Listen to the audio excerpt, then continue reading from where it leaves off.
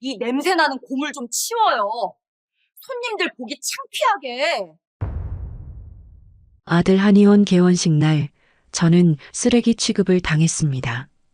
300년 종갓집에서 대대로 내려온 황동 약탕기를 며느리가 쓰레기통에 던져버렸어요.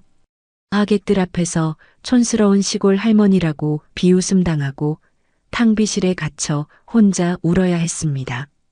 그날 밤 저는 결심했어요. 반드시 되갚아주겠다고. 68 할머니가 어떻게 복수했냐고요? 전화 한 통이면 충분했습니다.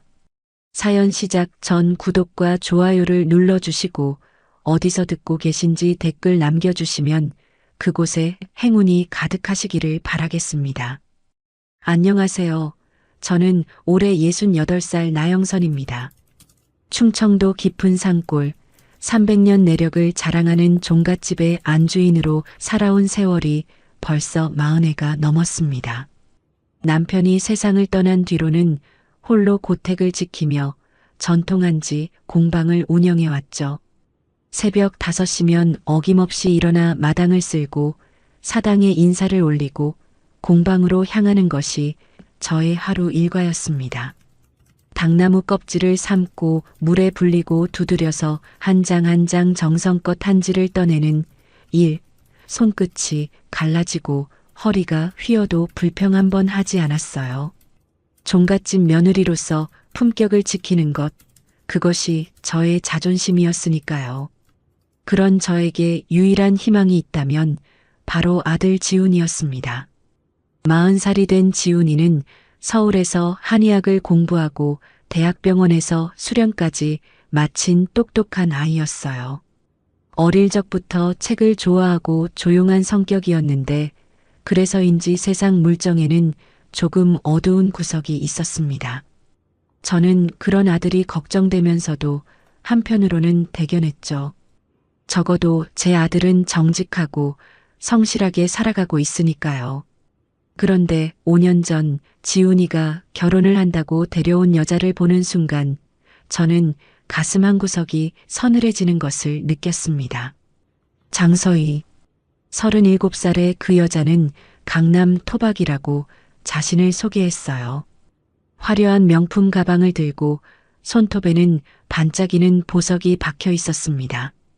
입술은 새빨갛게 칠해져 있었고 눈썹은 날카롭게 그려져 있었죠. 처음 인사를 나눌 때 그녀의 시선이 저희 집 마당을 훑었는데 그 눈빛에는 숨길 수 없는 경멸이 담겨 있었어요. 그래도 저는 속으로 삼켰습니다. 아들이 좋아하는 여자니까 며느리로 맞으면 달라지겠지 하고 스스로를 다독였어요. 하지만 결혼식이 끝나고 세월이 흐를수록 서희의 본색은 점점 더 선명하게 드러났습니다. 명절에 내려올 때마다 그녀는 제가 차려놓은 음식을 손도 대지 않았어요. 배탈이 난다느니 시골 음식은 위생이 걱정된다느니 온갖 핑계를 대면서요. 제가 정성껏 만든 한지 공예품을 선물하면 고맙다는 말 한마디 없이 구석에 던져두었고 나중에 보니 쓰레기통에 버려져 있던 적도 있었습니다. 저는 그때마다 가슴이 찢어지는 것 같았지만 아들 앞에서 내색하지 않았어요. 지훈이가 힘들어할까봐, 가정에 금이 갈까봐 꾹꾹 눌러 참았습니다. 그러던 어느 날 지훈이가 전화를 걸어왔어요. 엄마, 나 드디어 결심했어. 강남에 한의원을 개원하려고. 수화기 너머로 들려오는 아들의 목소리는 들뜬 기대감으로 가득 차 있었습니다. 저는 그 순간 마치 제 꿈이 이루어진 것처럼 기뻤어요. 아들이 서울 한복판에서 의원을 열고 환자들을 치료하고 존경받는 한의사로 살아가는 모습, 그것은 제가 평생 꿈꿔온 그림이었습니다. 지훈아, 축하한다. 엄마가 뭘 도와줄까? 저는 망설임 없이 물었어요. 아들의 성공을 위해서라면 무엇이든 할 각오가 되어 있었으니까요. 엄마, 사실 개원 자금이 좀 부족해서 그래. 강남 상가 임대료가 생각보다 훨씬 비싸더라고. 지훈이의 목소리가 조심스러워졌습니다. 저는 곧바로 대답했어요. 걱정 마라. 엄마한테 방법이 있어. 전화를 끊고 저는 한참 동안 마당에 서서 하늘을 올려다보았습니다. 방법이라고 말은 했지만 사실 저에게 남은 재산이라고는 선친 때부터 물려받은 지방의 이묘한 필지뿐이었어요. 약초밭이 딸린 3,000평짜리 야산인데 시골이라 땅값이 그리 높지 않았습니다. 하지만 그것이 제 전 재산이었죠. 저는 다음날 곧장 은행을 찾아가 그 임야를 담보로 대출을 신청했습니다. 여러 은행을 돌아다닌 끝에 간신히 2억 원을 대출받아 아들에게 보냈어요. 문제는 개원 준비 과정에서 서희가 모든 것을 주도하고 있다는 것이었습니다. 지훈이가 보내온 인테리어 사진을 보니 한의원이라기보다는 마치 고급 카페 같았어요. 온통 흰색과 금색으로 치장되어 있었고 벽에는 외국어로 된 액자들이 걸려 있었습니다. 저는 조심스럽게 의견을 냈어요. 지훈아, 한의원인데 너무 화려한 것 아니니? 전통적인 느낌을 좀 살리는 게 어떨까? 그러자 옆에서 서희의 목소리가 끼어들었습니다. 어머님, 요즘 강남에서는 이런 스타일이 대세예요. 촌스러운 한옥 느낌은 환자들이 싫어해요. 촌스럽다는 말에 저는 가슴이 뜨끔했습니다. 하지만 아무 말도 하지 않았어요. 개원식이 열흘 앞으로 다가왔을 때 서희에게서 전화가 왔습니다. 어머님, 개원식에 오실 거죠? 그럼 당연히 가야지. 근데요, 어머님. 한 가지 부탁드릴 게 있어요. 어머님 지인분들은 따로 부르지 마세요. 저희가 초대한 VIP 손님들이 있어서 분위기가 좀 그래요. 저는 멍하니 수화기를 들고 있었습니다. VIP 손님들 사이에서 제가 분위기를 망친다는 뜻이었어요. 분노 때문인지 서러움 때문인지 손이 떨렸습니다. 그날 밤 저는 잠을 이루지 못하고 창고로 향했어요. 먼지가 쌓인 선반 위에서 오래된 나무 상자를 꺼냈습니다. 상자 안에는 황동 약탕기가 들어 있었어요. 300년 전 종갓집에 시집온 할머니의 할머니가 가져온 것으로 대대로 며느리에게 물려주던 가보였죠. 저는 약탕기를 조심스럽게 꺼내 천으로 닦기 시작했습니다.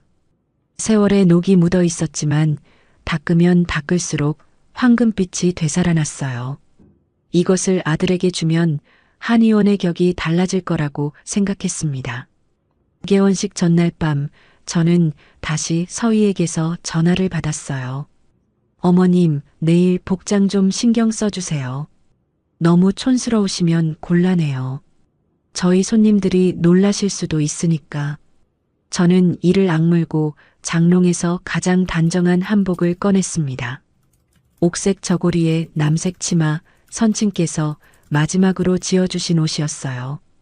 개원식 당일 아침, 저는 새벽같이 일어나 기차를 탔습니다. 황동 약탕기를 천으로 싸서 품에 안고 3시간을 달려 서울에 도착했어요. 한의원 앞에 도착하니 화려한 화환들이 입구를 가득 메우고 있었습니다. 정장을 빼입은 사람들이 오가고 있었어요. 저는 문득 제 모습이 부끄러워졌습니다. 낡은 한복을 입고 천에 싼 약탕기를 들고 서 있는 68살의 시골 할머니. 화려한 강남의 풍경 속에서 저는 완전히 이질적인 존재였어요. 그때 입구에서 서희가 모습을 드러냈습니다. 그녀는 반짝이는 드레스를 입고 있었고 목에는 커다란 진주 목걸이가 걸려 있었어요. 저를 발견하자마자 그녀의 얼굴이 굳어졌습니다. 어머님 오셨어요. 서희는 재빠르게 저에게 다가와 제 팔을 잡았어요. 그리고는 마치 저를 숨기려는 듯이 입구 옆 좁은 통로로 끌고 갔습니다. 어머님, 오늘은 제발 조용히 계세요. 손님들 앞에서 괜히 나서지 마시고요. 저는 서희의 손을 뿌리치고 싶었지만 참았습니다. 대신 품에 안고 있던 천 보따리를 내밀었어요. 이거 지훈이한테 주려고 가져왔다. 우리 집안 가보야. 서희가 천을 펼치자 황동 약탕기가 드러났습니다. 그녀의 눈이 커졌다가 이내 경멸로 가득 찼어요. 세상에, 이게 뭐예요? 골동품이에요? 어머님, 죄송한데요. 이런 촌스러운 건 저희 한의원 이미지랑 안 맞아요. 탕비실에 놔둘게요. 서희는 약탕기를 낚아채듯 들더니 성큼성큼 안쪽으로 사라졌습니다. 저는 그 자리에 얼어붙은 채 서 있었어요. 300년을 이어온 가보가 촌스러운 골동품 취급을 당하는 순간이었습니다. 저는 간신히 발을 떼어 한의원 안으로 들어갔어요. 화려한 조명 아래 정장을 입은 사람들이 샴페인 잔을 들고 웃고 떠들고 있었습니다.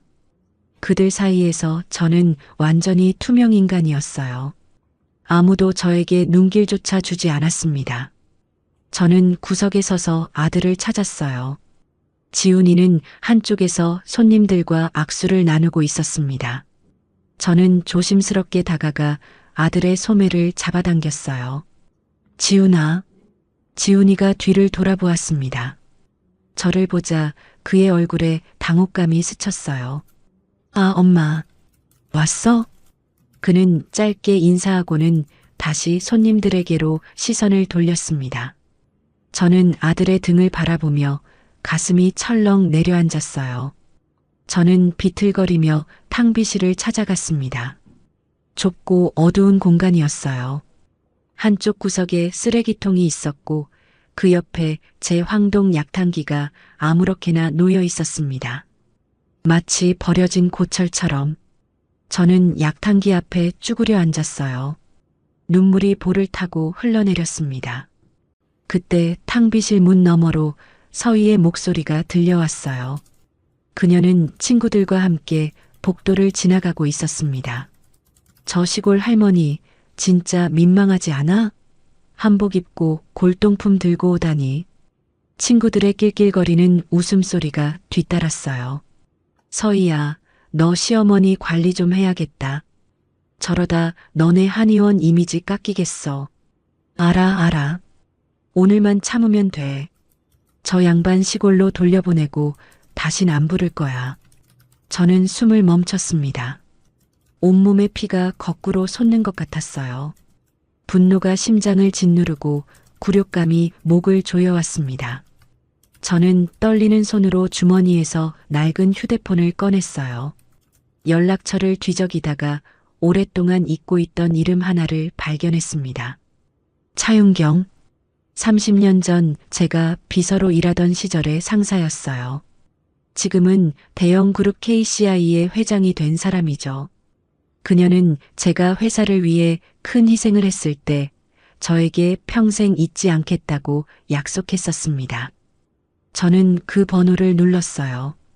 신호음이 3번 울리자 익숙한 목소리가 들려왔습니다. 여보세요? 회장님, 저 나영선입니다. 잠시 침묵이 흘렀어요. 그리고 차 회장의 목소리가 따뜻하게 돌아왔습니다. 나 비서님? 세상에, 정말 오랜만이네요. 무슨 일이세요? 저는 깊은 숨을 들이쉬었어요. 그리고 천천히 또박또박 말했습니다. 회장님, 그때 저한테 약속하셨던 그것, 이제 시작해야겠습니다. 전화기 너머로 차 회장의 숨소리가 들렸어요. 그녀는 잠시 후 낮은 목소리로 대답했습니다. 나 비서님, 드디어 결심하셨군요. 제가 곧 움직이겠습니다. 저는 전화를 끊고 일어섰어요. 쓰레기 더미 옆에 버려진 황동 약탕기를 내려다보았습니다. 제 가슴 속에서 무언가가 단단하게 굳어지는 것을 느꼈어요. 복수? 그 단어가 제 머릿속을 가득 채웠습니다. 저는 더 이상 참지 않기로 했어요. 제가 평생 지켜온 품격을 짓밟은 자들에게 반드시 그 대가를 치르게 할 것입니다. 저는 탕비실을 나와 한의원 입구로 향했어요. 화려한 화환들이 늘어선 입구를 지나며 저는 속으로 중얼거렸습니다. 곧 이 모든 것이 무너질 것이다. 저는 뒤도 돌아보지 않고 걸어 나왔습니다. 개원식을 빠져나온 저는 강남역 지하도를 정처 없이 걸었습니다. 화려한 조명 아래 오가는 사람들 사이에서 저는 마치 유령처럼 떠돌았어요. 젊은이들이 웃고 떠드는 소리가 귓전을 맴돌았지만 제 귀에는 오직 서희의 비웃음과 아들의 냉담한 목소리만 들렸습니다. 촌스러운 시골 할머니, 다신 안 부를 거야. 그 말들이 심장을 찔렀어요. 고향으로 돌아가는 기차 안에서 저는 창밖을 멍하니 바라보았습니다. 논밭이 펼쳐지고 산들이 지나가는 풍경이 눈에 들어오지 않았어요. 오직 한 가지 생각뿐이었습니다. 차윤경 회장에게 건 전화, 그리고 그녀가 약속한 그것. 30년 전의 기억이 떠올랐습니다. 당시 저는 28살의 젊은 비서였어요. 차윤경 전무가 이끄는 기획실에서 일했죠. 그때 회사는 거액의 횡령 사건에 휘말렸습니다. 증거를 조작하려는 세력과 진실을 밝히려는 세력이 팽팽하게 맞섰어요. 저는 야근을 하다가 우연히 결정적인 서류를 발견했습니다. 횡령의 증거가 담긴 장부였죠. 저는 그것을 차 전무에게 전달했어요. 하지만 그 과정에서 횡령 세력의 협박을 받았습니다. 가족을 건드리겠다는 위협에 저는 결국 회사를 떠나야 했어요. 차 전무는 그 서류 덕분에 위기를 넘기고 승승장구했지만 저는 모든 것을 잃고 고향으로 내려왔습니다. 회사를 떠나던 날 차 전무가 저를 붙잡았어요. 나 비서님, 이 은혜는 평생 잊지 않겠습니다. 언제든 필요하면 연락하세요. 무슨 일이든 도와드리겠습니다. 저는 그 약속을 30년 동안 꺼내지 않았습니다. 종갓집 며느리로서의 자존심이 허락하지 않았거든요.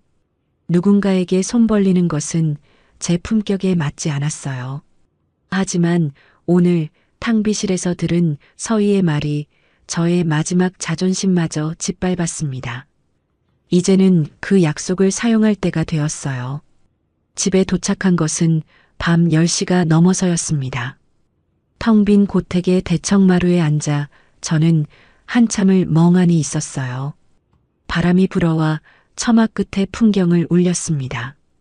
그 쓸쓸한 소리가 제 마음을 더욱 서글프게 했어요. 그때 휴대폰이 울렸습니다. 차윤경 회장이었어요. 나 비서님, 저예요. 지금 통화 가능하세요? 네, 회장님. 아까 말씀하신 그것 제가 알아봤어요. 나 비서님 소유의 임야 말입니다. 저는 심장이 덜컥 내려앉았어요. 그 임야는 아들 개원 자금을 위해 담보로 잡혀 있었습니다. 혹시 문제가 생긴 걸까요? 그 땅이 어떻게 됐나요? 나 비서님, 혹시 그 임야가 어떤 땅인지 아세요? 저는 어리둥절했습니다. 그냥 선친께서 물려주신 약초밭이 딸린 야산일 뿐이었어요. 특별할 것 없는 시골 땅이라고만 생각했죠.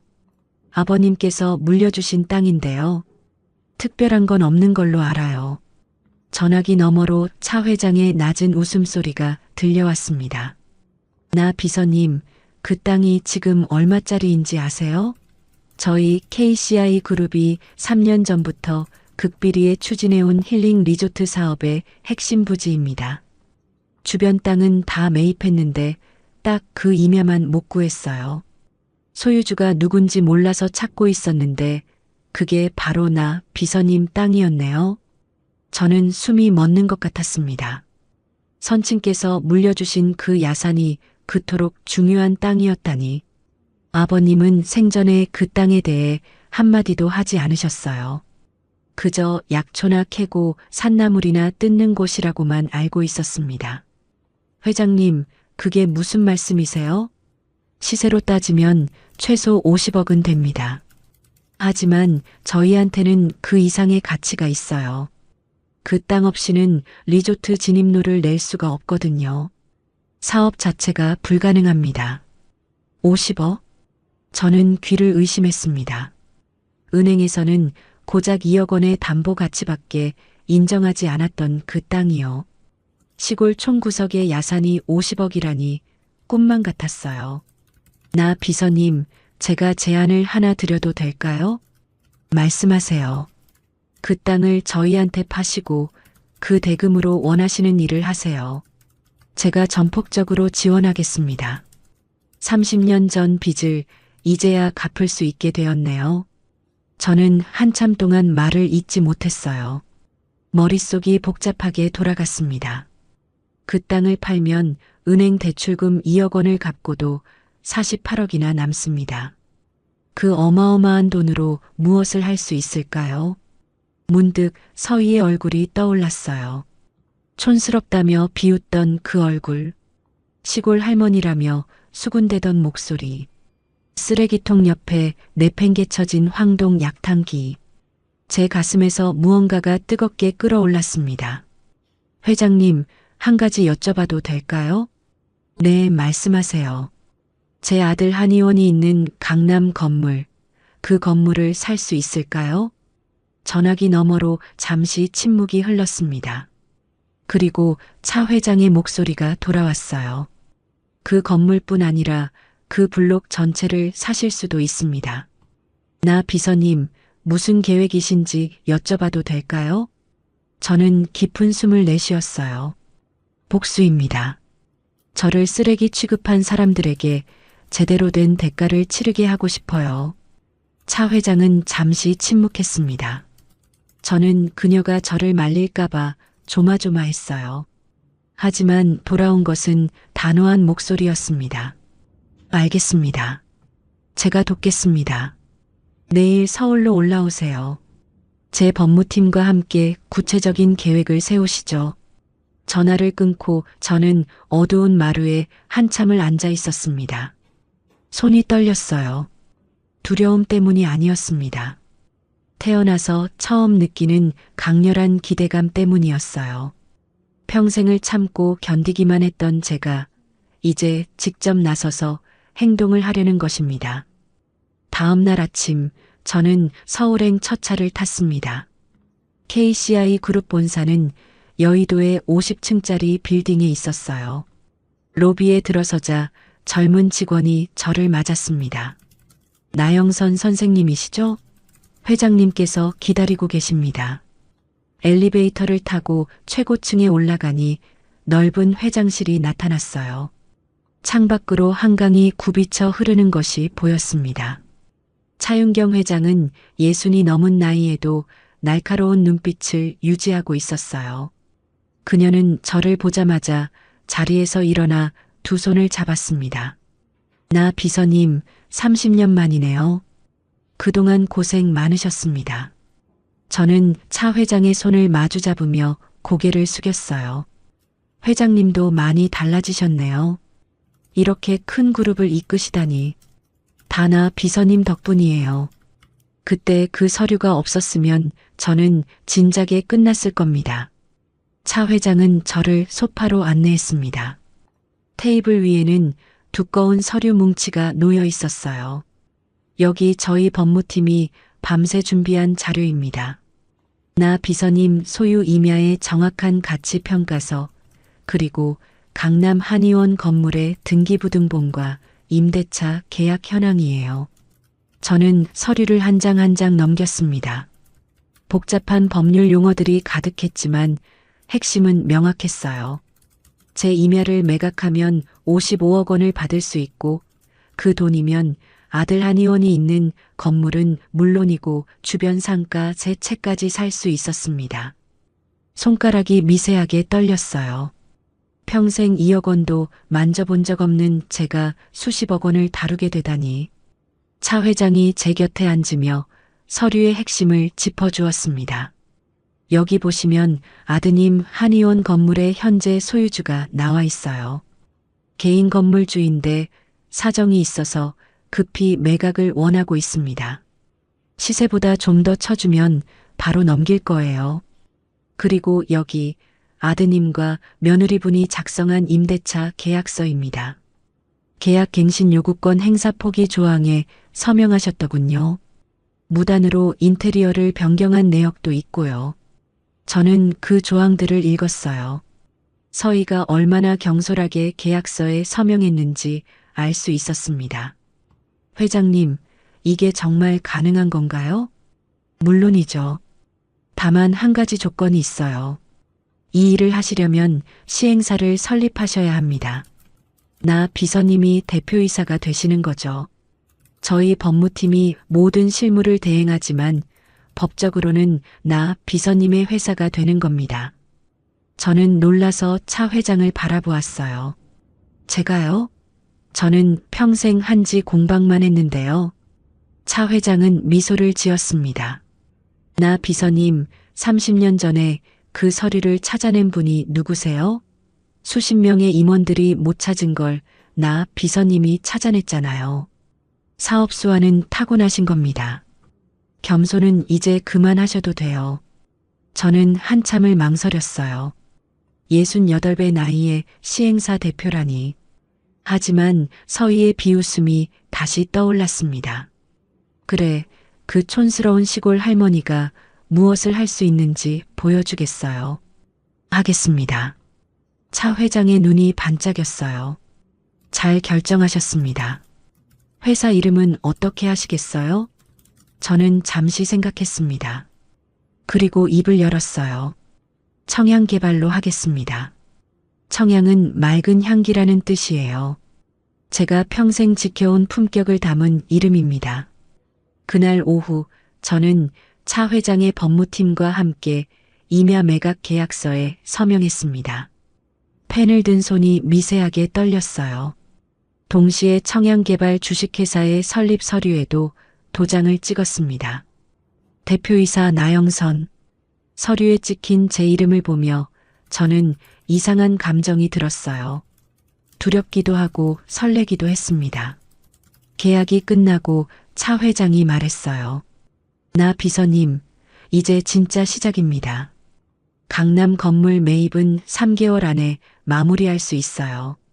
그 후에는 나 비서님이 그 건물의 주인이 되시는 거죠. 저는 고개를 끄덕였어요. 본사를 나서며 저는 강남 쪽 하늘을 바라보았습니다. 저 어딘가에 아들의 한의원이 있겠죠. 아직은 모르겠지만 곧 알게 될 겁니다. 그 건물의 진짜 주인이 누구인지를. 하지만 마음 한구석이 무거웠습니다. 아들 지훈의 얼굴이 떠올랐거든요. 내가 지금 무슨 일을 하려는 걸까? 아들의 한의원을 빼앗으려는 건가? 저는 발걸음을 멈추고 한참을 서 있었어요. 차 회장이 제 뒤를 따라 나왔습니다. 나 비서님, 아드님을 미워하시는 게 아니잖아요. 저는 뒤를 돌아보았어요. 차 회장의 눈빛은 따뜻했습니다. 아드님을 망치고 있는 건 그 며느리입니다.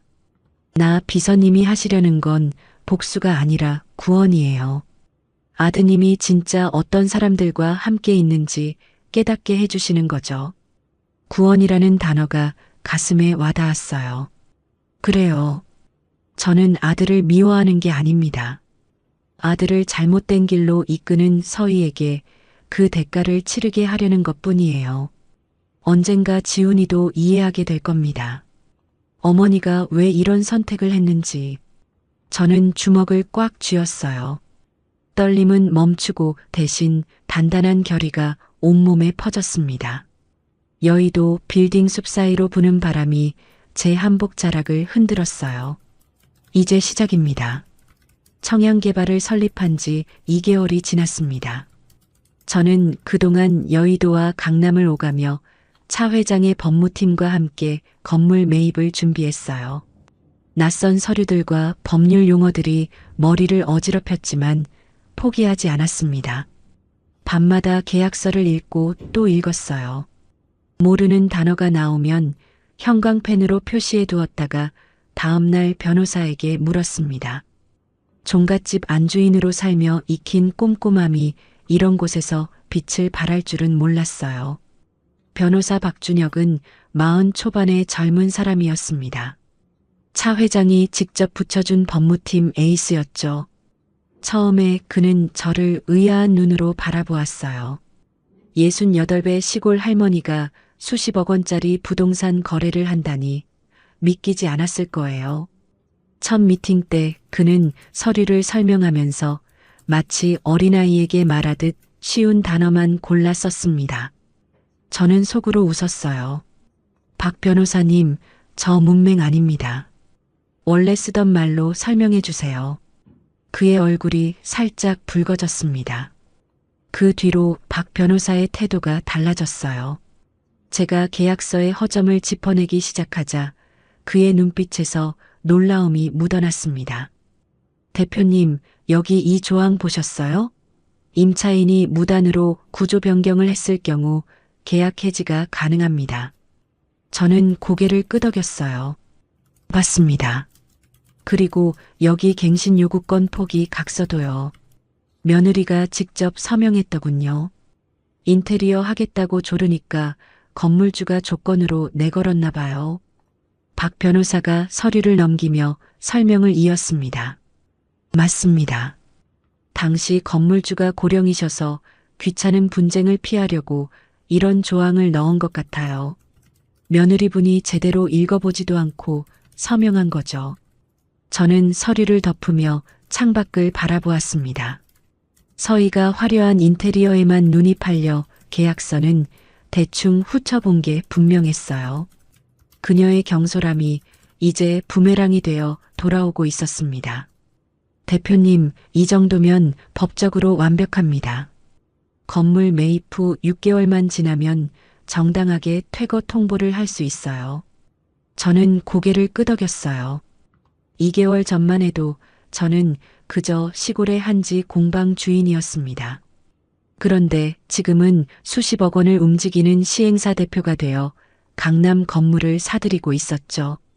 세상 일은 정말 알 수 없었어요. 건물 매입은 순조롭게 진행되었습니다.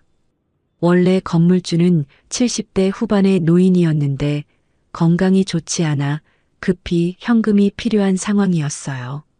차 회장의 법무팀이 시세보다 10% 높은 가격을 현금 일시불로 제안하자 건물주는 기꺼이 응했습니다. 계약서에 도장을 찍는 건물주의 손이 떨렸어요. 저는 그 모습을 보며 복잡한 마음이 들었습니다. 누군가에게는 평생의 재산을 넘기는 순간이었으니까요. 드디어 건물 매입이 완료된 날, 저는 강남의 그 건물 앞에 섰습니다. 5층짜리 상가 건물이었어요. 1층에는 커피숍이 있었고 2층에 아들의 한의원 간판이 보였습니다. 청아 한의원. 서희가 고집해서 붙인 이름이었죠. 파란색 네온 사인이 낮에도 희미하게 빛나고 있었어요. 저는 그 간판을 올려다보며 복잡한 감정에 휩싸였습니다. 내가 지금 이 건물의 주인이 되었구나. 가슴이 벅차오르면서도 한편으로는 쓸쓸했어요. 어머니가 아들의 가게 건물을 빼앗으려 한다니. 지나가는 사람들은 아무것도 모른 채 바쁘게 걸어갔습니다. 저만 이 건물 앞에서 무거운 마음을 안고 서 있었죠. 하지만 저는 고개를 저었어요. 빼앗는 게 아닙니다. 잘못된 것을 바로잡는 거예요. 건물 매입 소식은 철저히 비밀에 붙였습니다. 등기부등 본상 소유주는 청양개발 주식회사로 바뀌었지만 대표이사가 나영선이라는 사실은 아직 아무도 몰랐어요. 저는 박 변호사에게 임대차 계약 해지 통보서를 준비하라고 지시했습니다. 대표님, 통보서에 대표이사 성함을 넣을까요? 저는 잠시 생각했어요. 숨길 수도 있었습니다. 하지만 저는 떳떳하게 하고 싶었어요. 넣으세요. 제 이름 석자를 똑똑히요. 나영선이라고. 박 변호사가 고개를 끄덕였습니다. 통보서가 발송된 것은 건물 매입 후 일주일 뒤였어요. 저는 고향집에서 그 소식을 기다렸습니다. 마당의 감나무에서 감이 익어가고 있었어요. 붉게 물든 감을 보며 저는 생각했습니다. 이 감이 떨어질 때쯤이면 모든 게 결판날 거라고. 오후 3시쯤 휴대폰이 울렸어요. 아들 지훈이었습니다. 손가락이 떨렸지만 저는 심호흡을 하고 침착하게 전화를 받았어요. 엄마, 이게 무슨 일이야? 지훈의 목소리는 당혹감으로 가득 차 있었습니다. 무슨 일이니? 건물주가 바뀌었대. 그것도 엄마 이름으로. 그리고 계약 해지 통보서가 왔어. 엄마가 한 거야? 저는 깊은 숨을 들이쉬었어요. 그래, 내가 했다. 전화기 너머로 침묵이 흘렀습니다. 몇 초가 몇 분처럼 느껴졌어요. 그리고 지훈의 목소리가 다시 들려왔습니다. 이번에는 분노가 섞여 있었죠. 엄마, 왜 이래? 대체 왜 이러는 거야? 지훈아, 내 어미가 개원식 날 어떤 취급을 받았는지 기억하니? 그게 지금이랑 무슨 상관이야? 엄마, 이건 내 인생이야. 내 한의원이라고. 저는 눈을 감았어요. 아들의 분노가 가슴을 찔렀습니다. 전화기를 든 손에 힘이 들어갔어요. 하지만 저는 흔들리지 않았습니다. 지훈아, 엄마는 내가 미워서 이러는 게 아니야. 나중에 알게 될 거다. 저는 전화를 끊었습니다. 손이 떨렸어요. 수화기를 든 채 한참을 서 있었습니다. 창밖으로 저녁 노을이 붉게 물들고 있었어요. 제 마음도 그렇게 붉게 타오르고 있었습니다. 사흘 후 지훈과 서희가 고향 집으로 찾아왔습니다. 대문을 박차고 들어오는 소리가 들렸어요. 삐걱거리는 나무 대문이 요란하게 흔들렸습니다. 저는 대청마루에 앉아 차분하게 그들을 기다렸어요. 서희가 먼저 뛰어들어왔습니다. 그녀의 얼굴은 분노로 일그러져 있었어요. 화려한 화장이 땀에 번져 있었고 머리카락이 흐트러져 있었습니다. 개원식 때 당당하게 저를 무시하던 모습은 온데간데 없었어요. 하이힐을 신고 흙마당을 건너오느라 휘청거리는 모습이 우스꽝스럽기까지 했습니다. 어머님, 이게 무슨 짓이에요? 서희가 악을 썼어요. 목소리가 쉰 걸 보니 오는 내내 소리를 질렀나 봅니다. 저는 천천히 일어나 그녀를 바라보았어요. 무슨 짓이라니? 나는 내 건물을 내 마음대로 하는 것뿐이다. 어머님이 무슨 돈으로 그 건물을 사요? 시골에서 한지나 만들던 분이. 저는 서희의 눈을 똑바로 쳐다보았습니다. 그녀의 눈동자가 흔들리는 게 보였어요. 그래, 나는 시골에서 한지나 만들던 촌스러운 할머니야. 내가 그렇게 불렀잖니. 근데 그 촌스러운 할머니가 내 가게 건물을 샀어. 어떠니? 기분이? 서희의 얼굴이 하얗게 질렸어요. 그녀는 말을 잇지 못하고 입만 벙긋거렸습니다. 개원식 날 친구들 앞에서 저를 조롱하던 그 입이 지금은 아무 말도 하지 못했습니다. 지훈이 앞으로 나섰어요. 그의 얼굴에도 분노가 서려 있었지만 동시에 당혹감도 묻어났습니다. 아들은 제 얼굴과 서희의 얼굴을 번갈아 보았어요.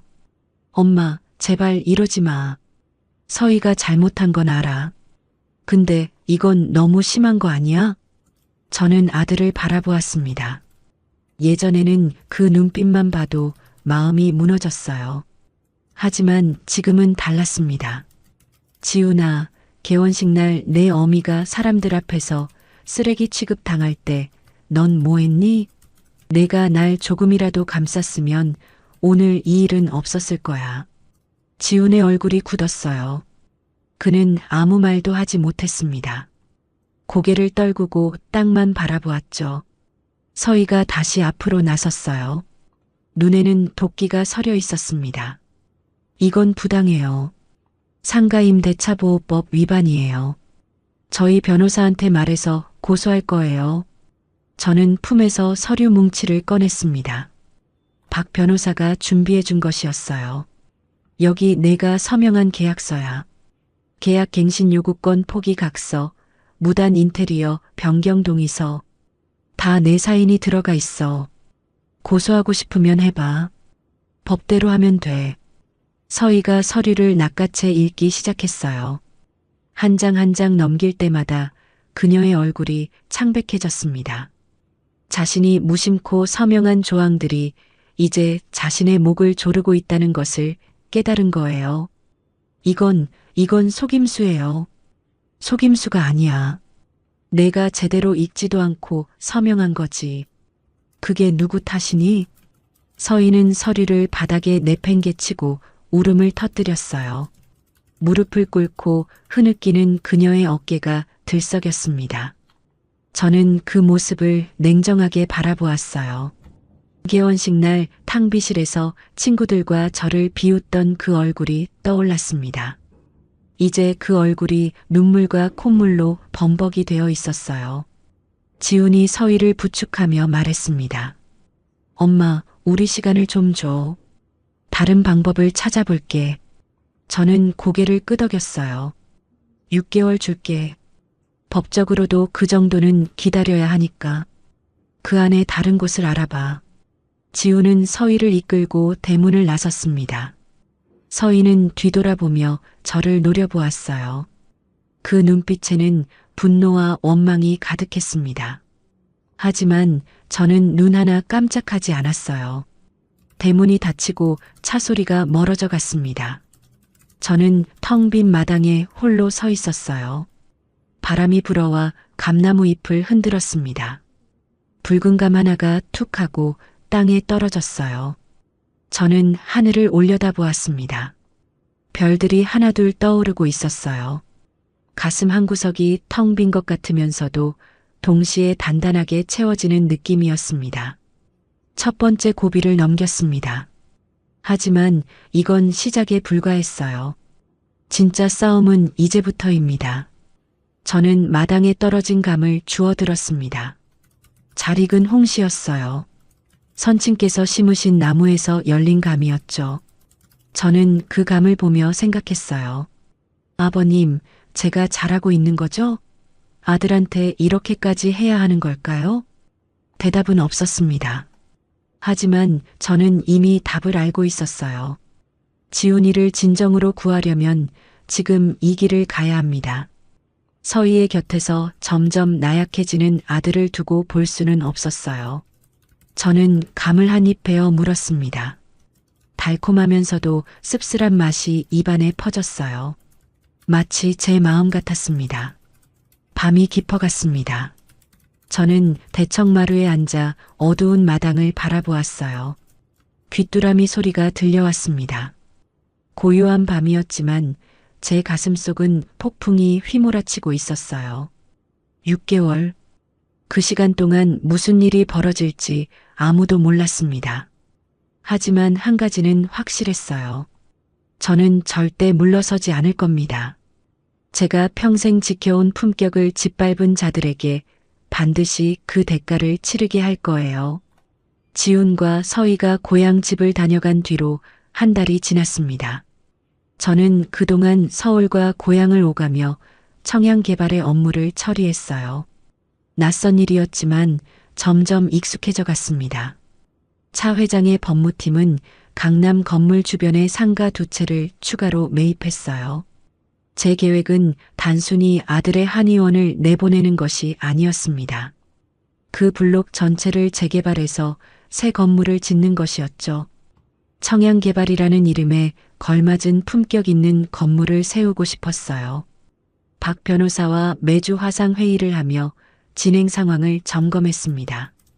재개발 인허가 절차, 건축 설계 방향, 예상 공사 기간까지 배워야 할 것이 산더미였지만 저는 포기하지 않았어요.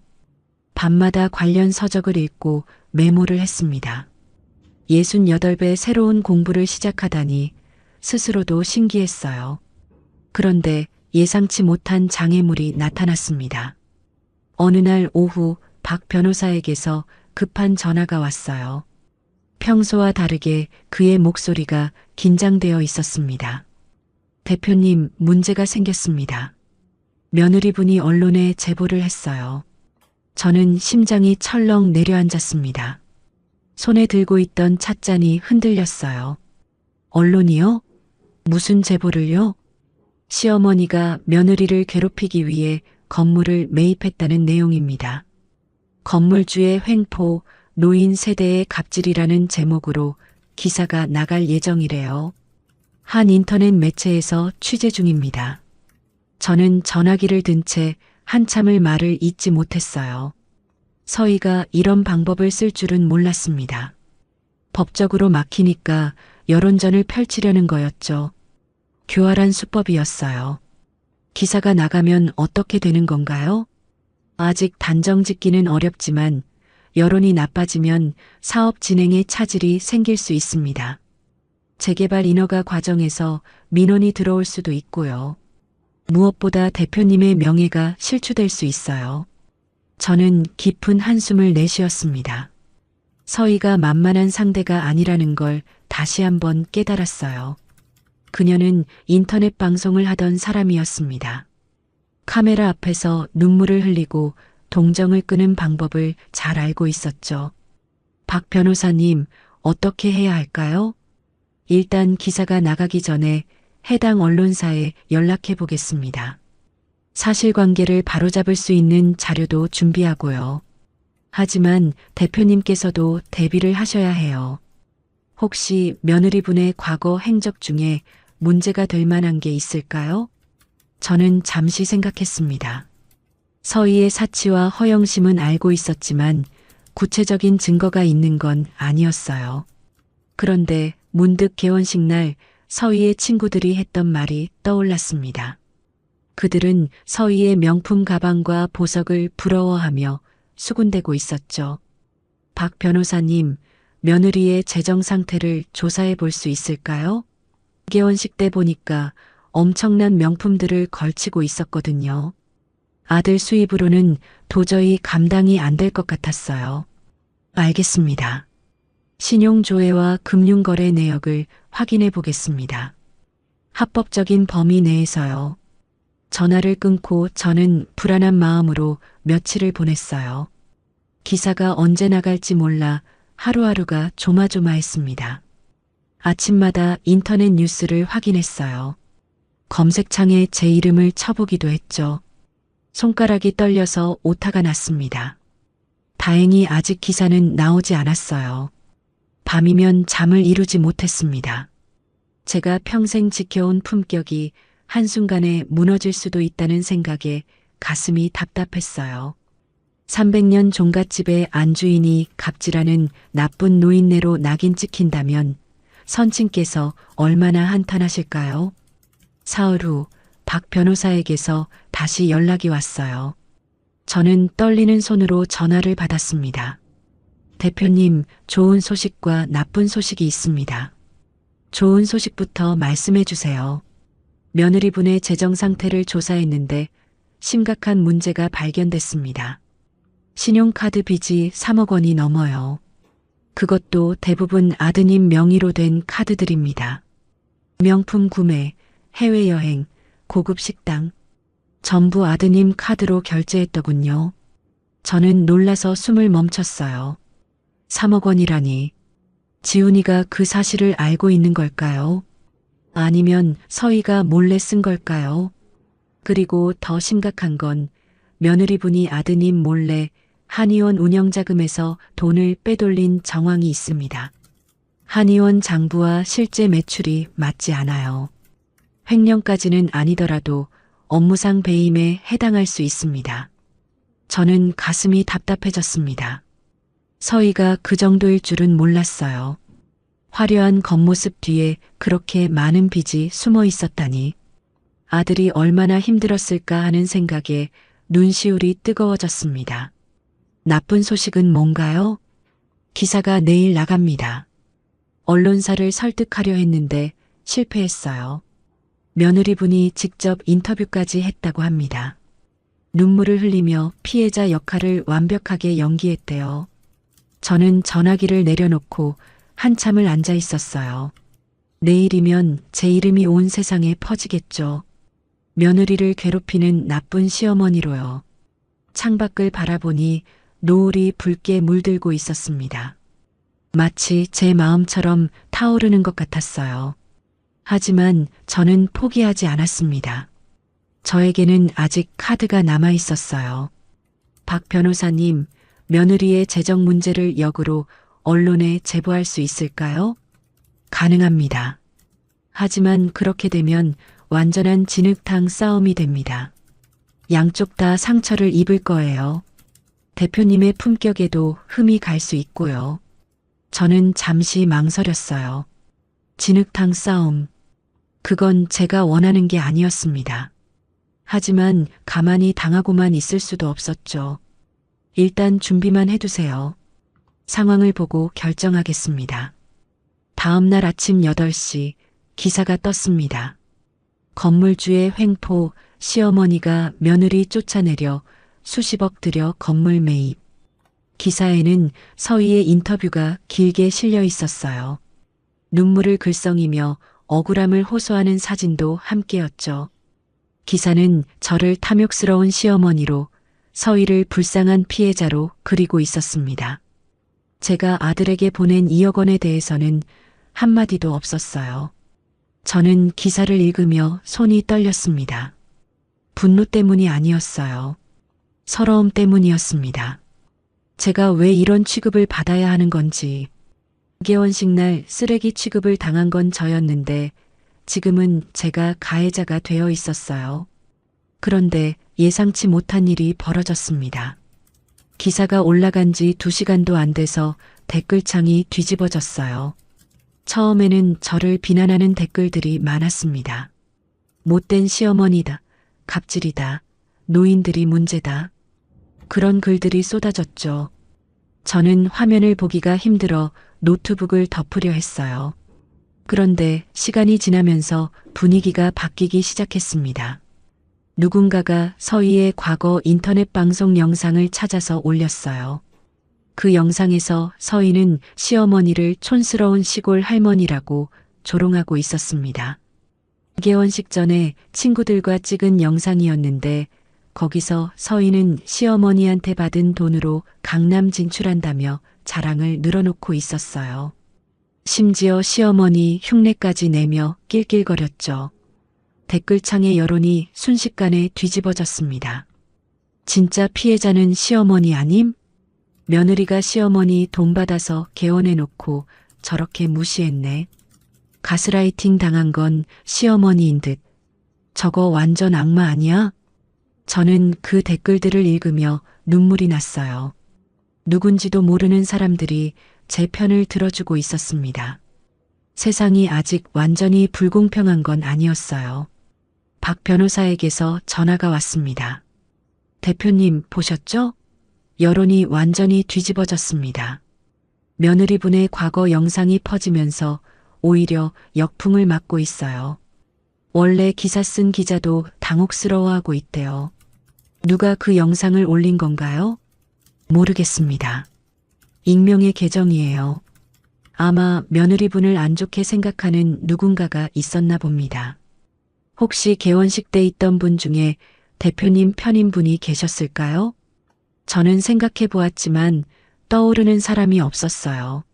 하지만 누군가가 저를 도와준 건 분명했습니다. 저는 안도의 한숨을 내쉬었어요. 하지만 동시에 걱정도 되었습니다. 서희가 이대로 물러날 리가 없었거든요. 예상대로 서희는 물러서지 않았습니다. 그녀는 자신의 인터넷 방송을 통해 라이브를 켰어요. 눈물을 흘리며 자신이 피해자라고 주장했죠. 시어머니와 대형 재벌 그룹이 손을 잡고 자신을 파멸시키려 한다고 음모론까지 펼쳤습니다. 하지만 이미 여론은 기울어져 있었어요.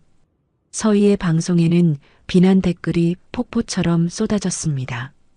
결국 서희는 방송 도중에 울음을 터뜨리며 송출을 끊어버렸어요. 저는 그 장면을 보며 복잡한 마음이 들었습니다. 서희가 무너지는 모습이 통쾌하기도 했지만 한편으로는 측은하기도 했어요. 그녀도 결국은 자신의 욕심에 발목을 잡힌 거였습니다. 그날 밤 지훈에게서 전화가 왔어요. 저는 잠시 망설이다가 전화를 받았습니다. 엄마. 지훈의 목소리는 지쳐 있었어요. 예전의 활기는 어디에도 없었습니다. 지훈아. 엄마, 서희가 한 짓 알아. 인터넷에서 다 봤어. 그리고 카드빚도, 한의원 돈 빼돌린 것도. 저는 아무 말도 하지 않았어요. 아들이 스스로 깨달을 때를 기다렸습니다. 엄마, 미안해. 내가 잘못했어. 엄마가 그렇게 무시당할 때 왜 가만히 있었는지 모르겠어. 아들의 목소리가 갈라졌어요. 저는 눈물이 났지만 꾹 참았습니다. 지훈아, 아직 늦지 않았어. 내가 어떻게 하느냐에 달렸어. 전화 너머로 지훈의 흐느끼는 소리가 들렸어요. 저는 전화기를 꼭 쥔 채 아들의 울음을 들었습니다. 가슴이 찢어지는 것 같았어요. 화가 나면서도 안쓰러웠습니다. 제 아들인데 어찌 미워할 수 있겠어요. 엄마, 나 어떡해. 빚이 너무 많아. 서희가 쓴 돈을 다 갚으려면 한의원을 팔아도 모자라. 저는 한숨을 내쉬었습니다. 지훈아, 일단 정리해. 서희랑 앞으로 어떻게 할 건지 결정하고 그 다음에 엄마한테 와라. 엄마가 날 용서해 줄 수 있어? 저는 잠시 말을 멈췄어요. 창밖에는 달이 떠 있었습니다. 휘영청 밝은 보름달이었죠. 지훈아, 엄마가 널 미워한 적은 없어. 다만 내가 잘못된 길로 가는 걸 보고만 있을 순 없었던 거야. 이제라도 깨달았으면 됐어. 전화를 끊고 저는 마당으로 나갔습니다. 가을밤 공기가 차가웠어요. 저는 하늘을 올려다보며 깊은 숨을 쉬었습니다. 한 고비를 넘겼습니다. 여론전에서 이겼고 아들의 마음도 돌아오기 시작했어요. 하지만 진짜 시련은 아직 오지 않았습니다. 저는 그때 그것을 몰랐어요. 이 승리 뒤에 더 큰 폭풍이 기다리고 있다는 것을. 여론전에서 승리한 뒤로 2달이 흘렀습니다. 저는 그동안 청양개발의 재개발 사업을 본격적으로 추진했어요.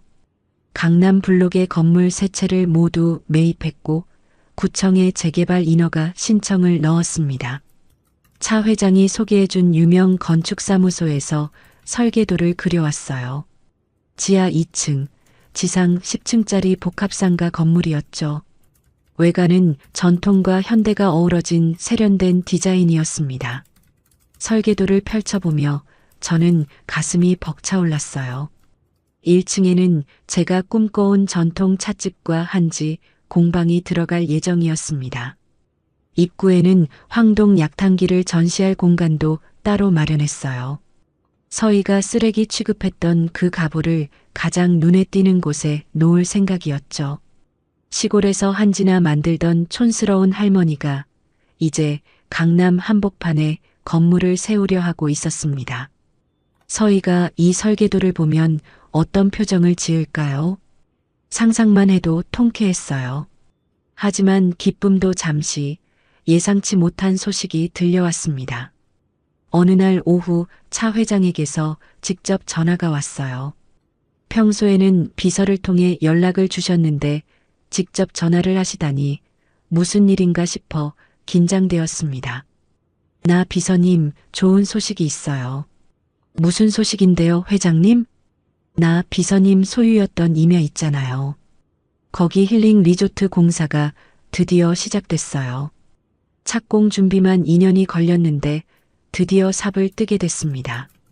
그래서 말인데 착공식에 나 비서님을 모시고 싶어요. 저는 깜짝 놀랐어요. 제가 판 땅에서 리조트 공사가 시작되었다니. 그리고 그 착공식에 저를 초대한다니요. 회장님, 제가 가도 되는 건가요? 저는 이미 그 땅을 판 사람인데요. 당연하죠. 그 땅이 없었으면 이 사업 자체가 불가능했어요. 주변 땅을 다 샀어도 그 임야가 없으면 진입로를 못 내거든요. 나 비서님은 우리 사업의 은인이에요. 꼭 오셔야 합니다. 저는 잠시 망설였어요. 큰 행사에 참석해 본 경험이 없어서 부담스러웠습니다. 하지만 차 회장의 성의를 무시할 수는 없었어요. 알겠습니다. 가겠습니다. 착공식은 일주일 후로 예정되어 있었어요. 저는 장롱에서 가장 좋은 한복을 꺼냈습니다. 개원식 때 입었던 그 옥색 저고리와 남색 치마였죠. 그때는 이 옷을 입고 수모를 당했지만 이번에는 다를 거라고 생각했어요. 저는 정성껏 다림질을 하고 옷고름을 가지런히 매만졌습니다. 착공식 당일 아침, 저는 KCI 그룹에서 보내준 검은색 고급 승용차를 타고 고향 근처의 리조트 부지로 향했습니다. 차창 밖으로 익숙한 산과 들판이 지나갔어요. 제가 어릴 때 뛰놀던 곳들이었죠. 봄이면 진달래가 피던 야산, 여름이면 멱을 감던 개울. 그 풍경 속에 거대한 공사 현장이 나타났습니다. 수백 명의 사람들이 모여 있었어요. 방송국 카메라들이 번쩍이고 정장을 입은 임원들이 줄지어 서 있었습니다. 붉은 카펫이 깔려 있었고 축하 화환들이 늘어서 있었어요. 저는 차에서 내리며 긴장했습니다. 이런 큰 행사에 참석해 본 적이 없었거든요. 다리가 후들거렸어요. 차 회장이 직접 저를 맞으러 나왔습니다. 그녀는 우아한 검정 정장을 입고 환한 미소를 짓고 있었어요. 나 비서님 오셨군요. 오늘의 주인공이세요. 회장님, 저는 그냥 땅을 판 사람인데요. 무슨 말씀이세요? 오늘 행사에서 나 비서님을 특별히 소개할 거예요. 함께 테이프 커팅도 하시죠. 저는 당황했어요. 테이프 커팅이라니. 그건 중요한 사람들이나 하는 거 아닌가요? 하지만 차 회장은 제 손을 잡고 단상 위로 이끌었습니다. 붉은 카펫 위를 걸으며 저는 꿈을 꾸는 것 같았어요. 착공식이 시작되었습니다. 차 회장이 마이크 앞에 섰어요. 오늘 이 자리에 특별한 분을 모셨습니다. 이 사업이 가능했던 것은 오직 한 분의 결단 덕분이었어요. 30년 전 저를 도와주셨고 지금 이 순간까지 저에게 영감을 주시는 분, 청양개발의 나영선 대표님입니다.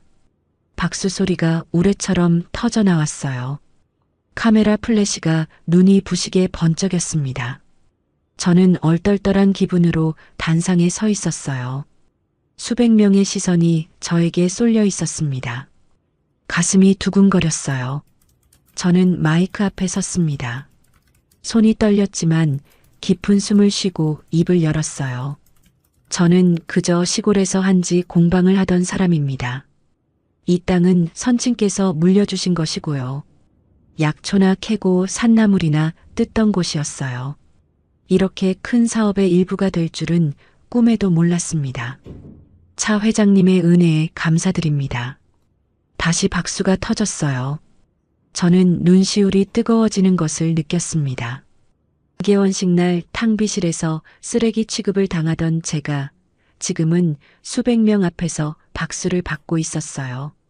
세상이 참 아이러니했습니다. 착공식이 끝나고 리셉션이 열렸어요. 호텔 연회장 못지않은 규모였습니다.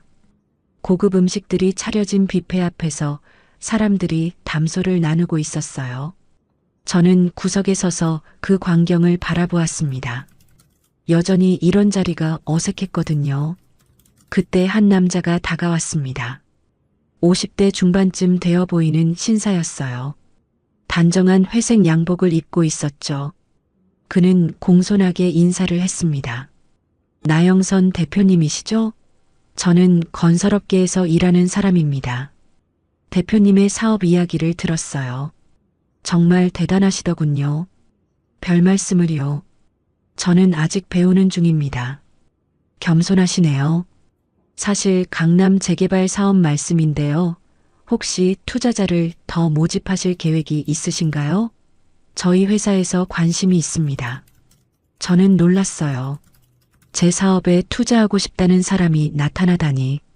저는 정중하게 명함을 받았습니다. 감사합니다. 검토해 보겠습니다. 리셉션이 끝나고 저는 차를 타고 돌아오며 생각에 잠겼어요. 오늘 하루가 꿈 같았습니다. 불과 5개월 전만 해도 저는 아들의 개원식에서 쫓겨나듯 나왔었죠. 그런데 지금은 대기업 총수 옆에서 테이프를 자르고 투자 제안까지 받고 있었어요. 하지만 기쁨도 잠시, 집에 도착하니 불안한 소식이 기다리고 있었습니다. 박 변호사에게서 문자가 와 있었어요. 대표님, 급한 소식입니다. 아드님 한의원이 오늘부로 폐업 신고를 했습니다. 그리고 며느리분이 잠적했다고 합니다. 저는 심장이 덜컥 내려앉았어요. 한의원 폐업이라니. 그리고 서희가 잠적했다고요. 급히 지훈에게 전화를 걸었습니다. 신호음이 길게 울렸어요. 5번, 6번, 7번. 지훈이 전화를 받지 않았습니다. 저는 점점 불안해졌어요. 손에 땀이 났습니다. 10번째 신호음이 울릴 때 드디어 지훈이 전화를 받았어요. 엄마. 지훈의 목소리는 힘이 없었습니다. 마치 모든 것을 포기한 사람의 목소리 같았어요. 지훈아, 한의원 폐업했다는 게 사실이야? 네, 엄마. 더 이상 버틸 수가 없었어. 서희가 쓴 빚이 5억이 넘어. 한의원 매출로는 이자도 못 갚아. 저는 숨이 막혔어요. 5억이라니. 처음 들은 3억보다 훨씬 많은 액수였습니다. 서희가 그동안 얼마나 더 빚을 졌던 걸까요? 서희는 어디 있어? 몰라. 어젯밤에 짐 싸들고 나갔어.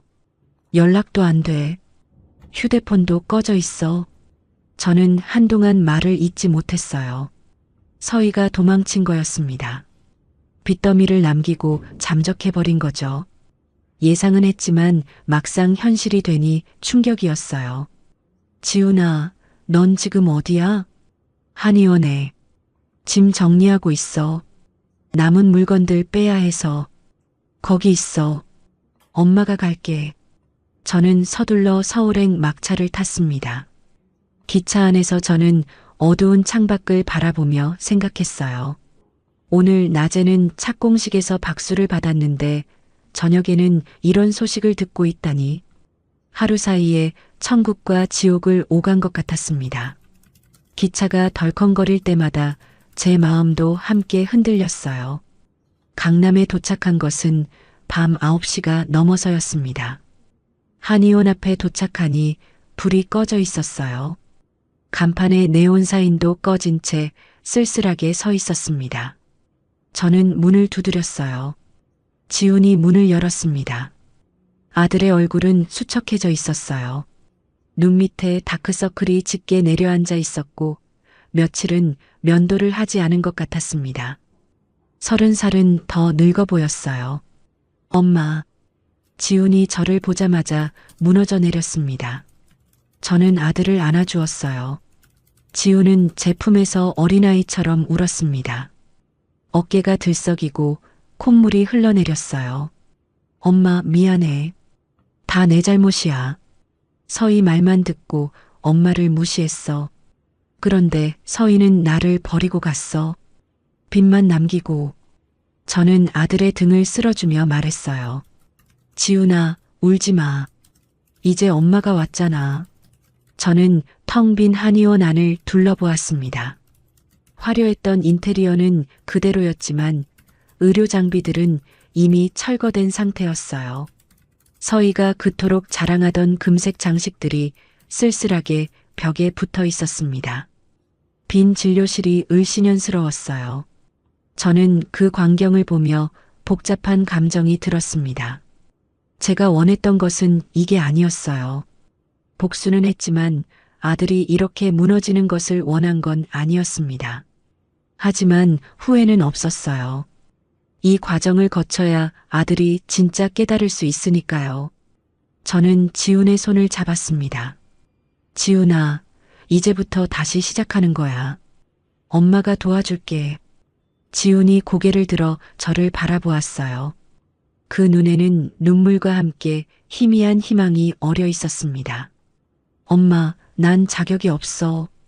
엄마한테 그렇게 해놓고 어떻게 도움을 받아? 저는 아들의 얼굴을 두 손으로 감쌌어요. 지훈아, 엄마가 널 미워했으면 여기까지 왔겠니? 내가 잘못된 길로 가는 걸 보고만 있을 수 없어서 그랬던 거야. 이제 내가 깨달았으니 됐어. 지훈이 다시 울음을 터뜨렸어요. 저는 아들을 품에 안은 채 한의원 안을 둘러보았습니다. 이 공간에 새로운 시작을 담아야 했어요. 지훈아, 일단 오늘은 여기서 나가자. 엄마랑 같이 가. 저는 아들의 손을 잡고 한의원을 나섰습니다. 문을 닫는 순간 청아 한의원이라는 간판이 눈에 들어왔어요. 서희가 고집해서 붙인 이름. 이제 그 이름은 역사 속으로 사라질 겁니다. 강남의 밤거리는 여전히 화려했어요. 네온사인이 번쩍이고 젊은이들이 웃으며 지나갔습니다. 하지만 저와 지우는 그 화려함 속에서 외로웠어요. 두 사람이 나란히 걸으며 저는 생각했습니다. 착공식의 박수와 한의원의 폐허. 오늘 하루가 제 인생의 전환점이었어요. 복수의 달콤함과 아들을 향한 모성애가 뒤섞인 복잡한 하루였습니다. 하지만 저는 알고 있었어요. 진짜 중요한 것은 이제부터라는 것을, 아들을 다시 일으켜 세우는 것. 그것이 제가 해야 할 마지막 과제였습니다. 이것이 진짜 시작이었습니다. 한의원 폐업 후 저는 지훈을 데리고 고향 집으로 내려왔습니다. 서울역에서 기차를 타는 동안 지훈은 한마디도 하지 않았어요. 창밖을 멍하니 바라볼 뿐이었죠. 아들의 옆모습이 너무 쓸쓸해 보여서 저는 차마 말을 걸 수가 없었습니다. 고향 집에 도착한 뒤로도 지훈은 마치 빈 껍데기처럼 아무것도 하지 못했어요. 하루 종일 방에 틀어박혀 천장만 바라보거나 마당에 나와 감나무 아래 멍하니 앉아 있었습니다. 밥도 제대로 먹지 않았어요. 제가 새벽부터 일어나 끓인 죽을 몇 숟갈 뜨다가 숟가락을 놓곤 했죠. 살이 빠져서 광대뼈가 튀어나왔고 눈빛은 생기를 잃었습니다.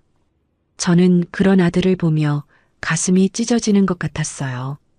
복수의 달콤함은 어느새 사라지고 그 자리에 무거운 책임감이 들어앉았습니다. 제가 시작한 일이었어요. 아들을 이 지경으로 만든 것은 서희였지만 방아쇠를 당긴 것은 저였습니다. 한의원 폐업 후 2주일이 지났을 때 박 변호사에게서 연락이 왔어요. 대표님, 아드님 명의의 채무 현황을 정리했습니다. 총액이 5억 3천만 원입니다.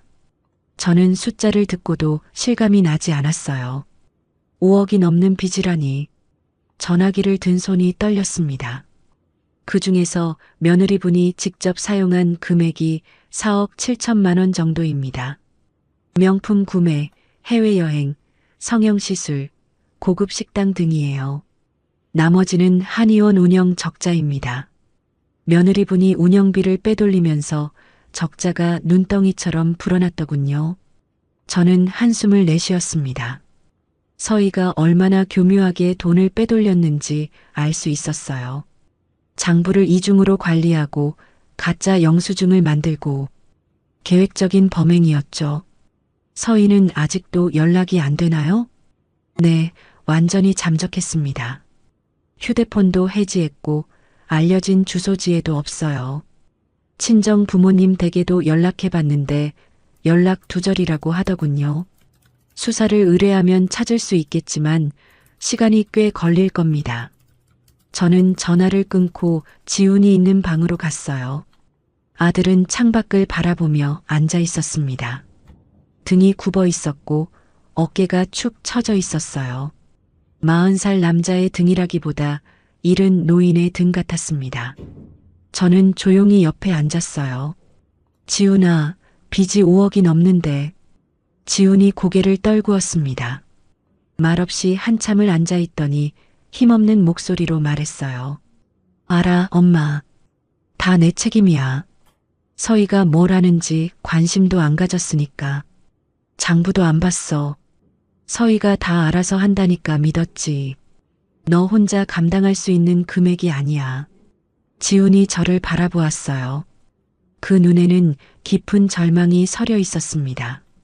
눈가에 핏줄이 터져 있었고 며칠은 잠을 못 잔 것 같았어요. 엄마, 난 어떡해. 한의사 면허 팔아도 이 빚 못 갚아. 평생 일해도 못 갚을 거야. 저는 잠시 침묵했어요. 그리고 밤새 고민한 끝에 결심한 것을 말했습니다. 지훈아, 엄마가 갚아줄게. 지훈의 눈이 커졌어요. 믿을 수 없다는 표정이었습니다. 뭐라고? 엄마 안 돼. 그건 절대 안 돼. 왜 안 되는데? 엄마 돈은 엄마 거야. 내가 진 빚을 왜 엄마가 갚아? 그리고 나 엄마한테 너무 못했잖아. 저는 아들의 손을 잡았습니다. 메마르고 차가운 손이었어요. 지훈아, 엄마한테 그 정도 돈은 있어. 임야판 돈이 얼마인지 알지? 5억 갖고도 한참 남아. 그리고 이건 내 빚이 아니야. 서희가 진 빚이지. 지훈이 고개를 저었어요. 눈물이 볼을 타고 흘러내렸습니다. 그래도 안 돼. 엄마한테 그렇게 못해놓고 어떻게 돈까지 받아? 개원식 날 엄마 앞에서 아무 말도 못하고 서 있었잖아. 서희가 엄마 쓰레기 취급할 때 나 뭐 했어? 저는 아들의 얼굴을 똑바로 바라보았습니다. 그리고 단호하게 말했어요. 지훈아, 엄마가 널 용서했으니까 가능한 거야. 내가 평생 빚에 시달리면서 사는 걸 보고 싶지 않아. 엄마 남은 소원은 내가 다시 일어서는 거야. 한의사로서, 사람으로서 다시 서는 거. 지훈의 눈에서 눈물이 쏟아져 내렸어요. 저는 아들을 안아주었습니다. 지훈은 제 품에서 어린아이처럼 울었어요. 40살 남자가 어머니 품에서 울고 있었습니다. 저도 눈물이 났지만 꾹 참았어요. 그날 밤 저는 차 회장에게 전화를 걸었습니다. 회장님, 부탁드릴 게 있어요. 말씀하세요, 나 비서님. 아들 빚을 정리하려고 하는데 도움을 받을 수 있을까요? 채권자들과 협상이 필요할 것 같아서요. 카드사도 있고 대부업체도 있고 복잡하더라고요. 차 회장은 잠시 침묵하더니 말했어요. 물론이죠. 제 법무팀에서 도와드리겠습니다. 대부업체 쪽은 저희가 압박을 좀 넣으면 금액을 많이 깎을 수 있어요. 그리고 나 비서님, 한 가지 말씀드릴 게 있어요. 뭔데요? 며느리분 소재가 파악됐습니다. 저는 심장이 덜컥 내려앉았어요. 어디에 있대요?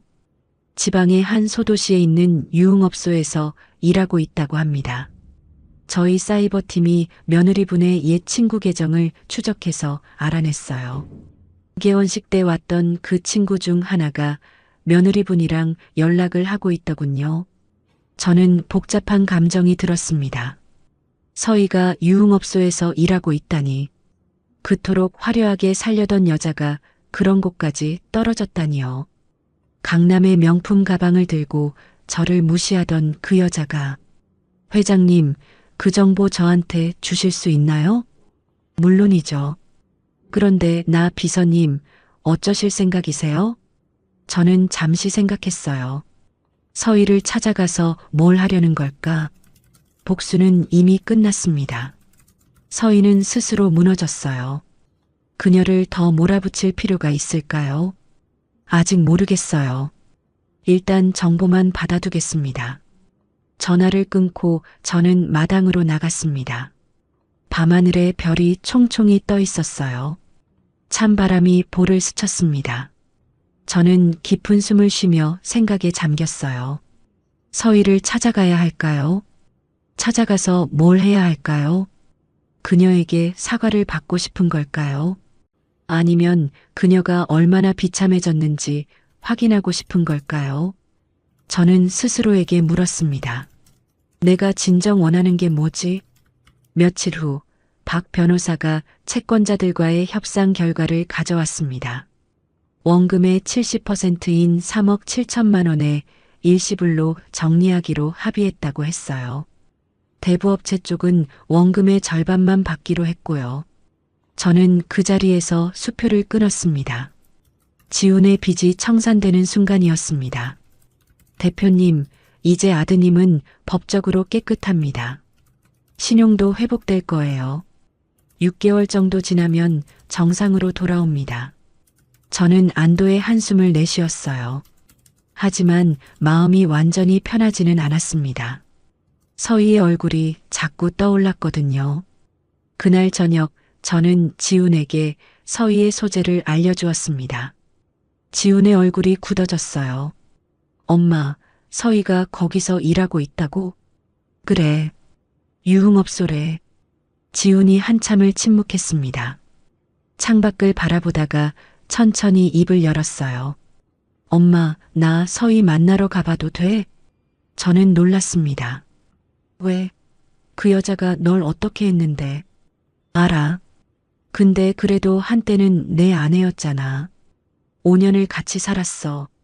적어도 왜 그랬는지 듣고 싶어? 저는 아들의 얼굴을 바라보았어요. 분노가 아니라 슬픔이 서린 눈이었습니다. 지우는 아직도 서희를 완전히 지우지 못한 것 같았어요. 내가 가고 싶으면 가. 근데 상처받을 준비도 해야 해. 지훈이 고개를 끄덕였습니다. 사흘 후 지훈은 서희가 있다는 지방 도시로 떠났어요. 저는 집에 남아 아들을 기다렸습니다. 하루가 지나고 이틀이 지났어요. 지훈에게서 연락이 없었습니다. 불안했지만 참았어요. 사흘째 되는 날 저녁 드디어 지훈에게서 전화가 왔습니다. 엄마. 지훈의 목소리는 무거웠습니다. 지훈아, 서희 만났어? 응, 만났어. 그래서 어땠어? 지훈이 한참을 침묵했어요. 그리고 천천히 말했습니다. 엄마, 서희가 많이 변했어. 예전 그 여자가 아니야. 많이 마르고 많이 지쳐 보였어. 화장도 안 하고 머리도 길게 늘어뜨리고 처음엔 못 알아볼 뻔했어. 저는 아무 말도 하지 않았어요. 서희가 그러더라. 자기도 어쩔 수 없었대. 어릴 때부터 가난하게 살아서 돈이 없는 게 너무 무서웠대. 아버지가 사업 실패하고 집이 경매로 넘어간 적이 있대. 그때 트라우마가 남아서 돈에 집착하게 됐고 그러다 보니 엄마한테도 그렇게 했대. 저는 콧등이 시큰해지는 것을 느꼈어요. 서희에게도 사연이 있었던 거였습니다. 그래서 넌 어떻게 했어?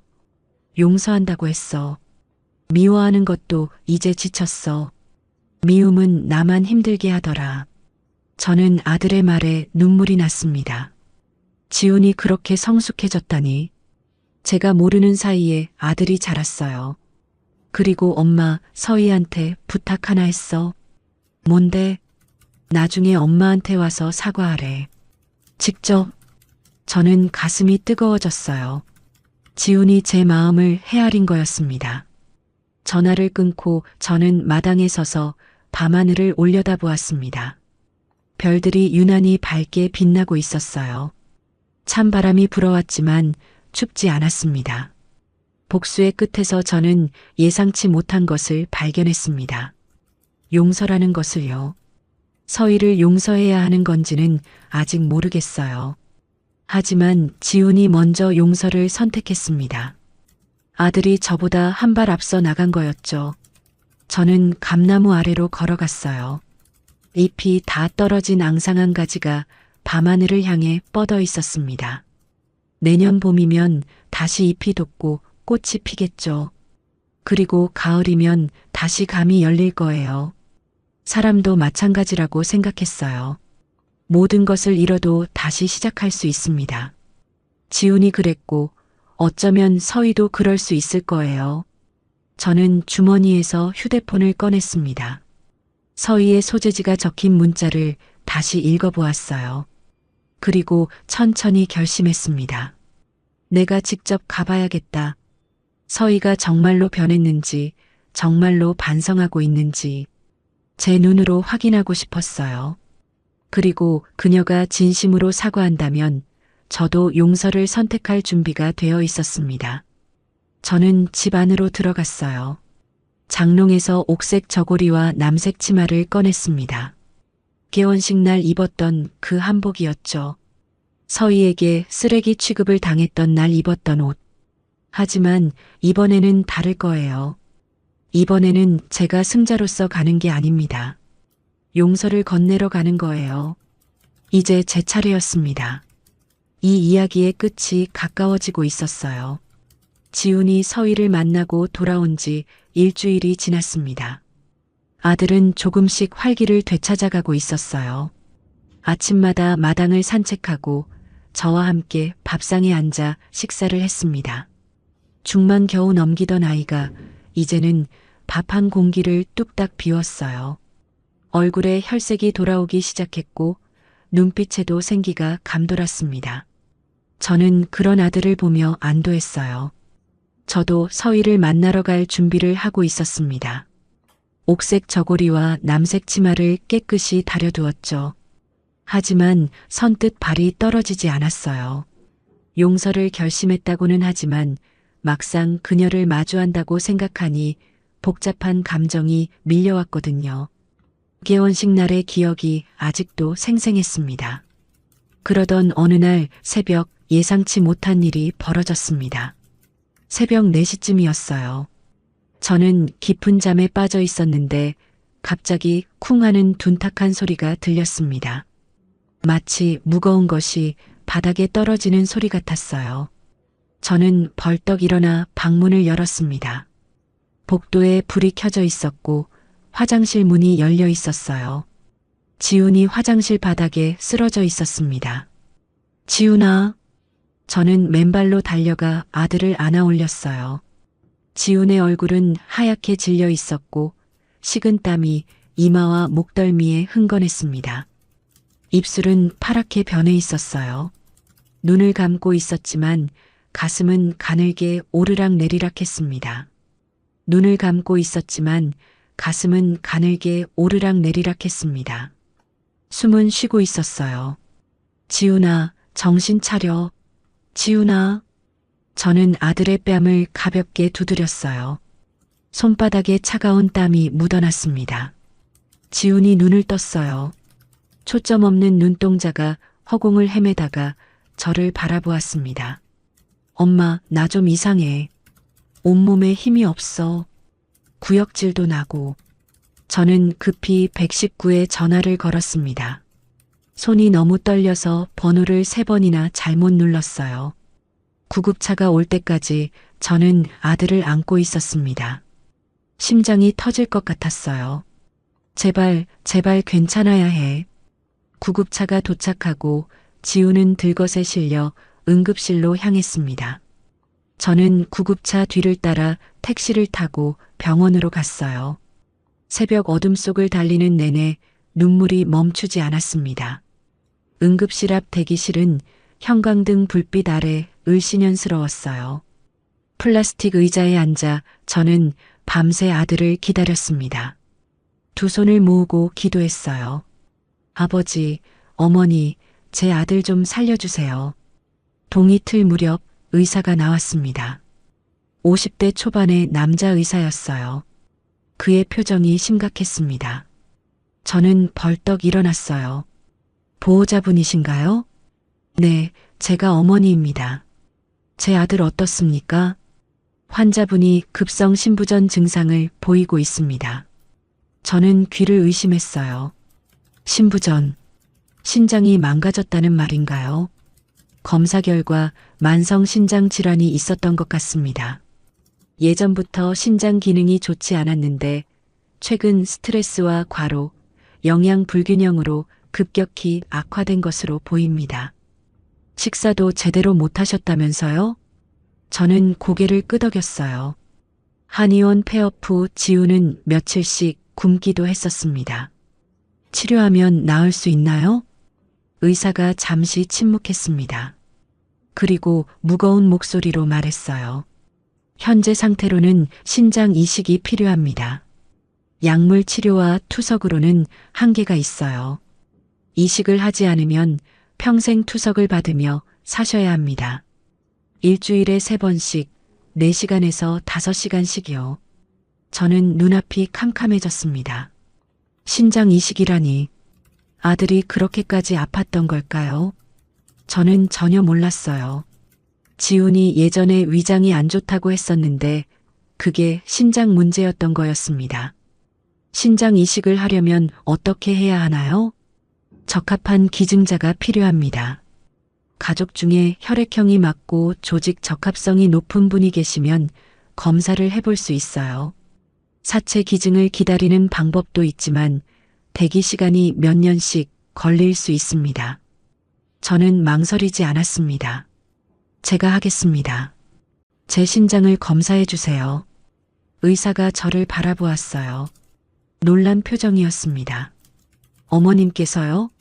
실례지만 연세가 어떻게 되십니까? 68입니다. 연세가 있으신데 수술이 쉽지 않을 수 있습니다. 회복도 젊은 사람보다 오래 걸리고요. 상관없어요.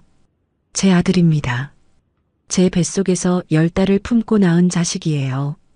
제가 할 수 있는 건 뭐든 하겠습니다. 의사가 잠시 저를 바라보더니 고개를 끄덕였어요. 알겠습니다. 일단 검사를 진행해 보겠습니다. 검사는 이틀에 걸쳐 진행되었습니다. 피를 뽑고 소변 검사를 하고 심장 검사를 하고 여러 가지 영상 촬영을 했어요. 병원 복도를 오가며 저는 마음이 불안했습니다. 만약 제 신장이 맞지 않으면 어떡하지? 지훈이를 구할 수 없으면 어떡하지?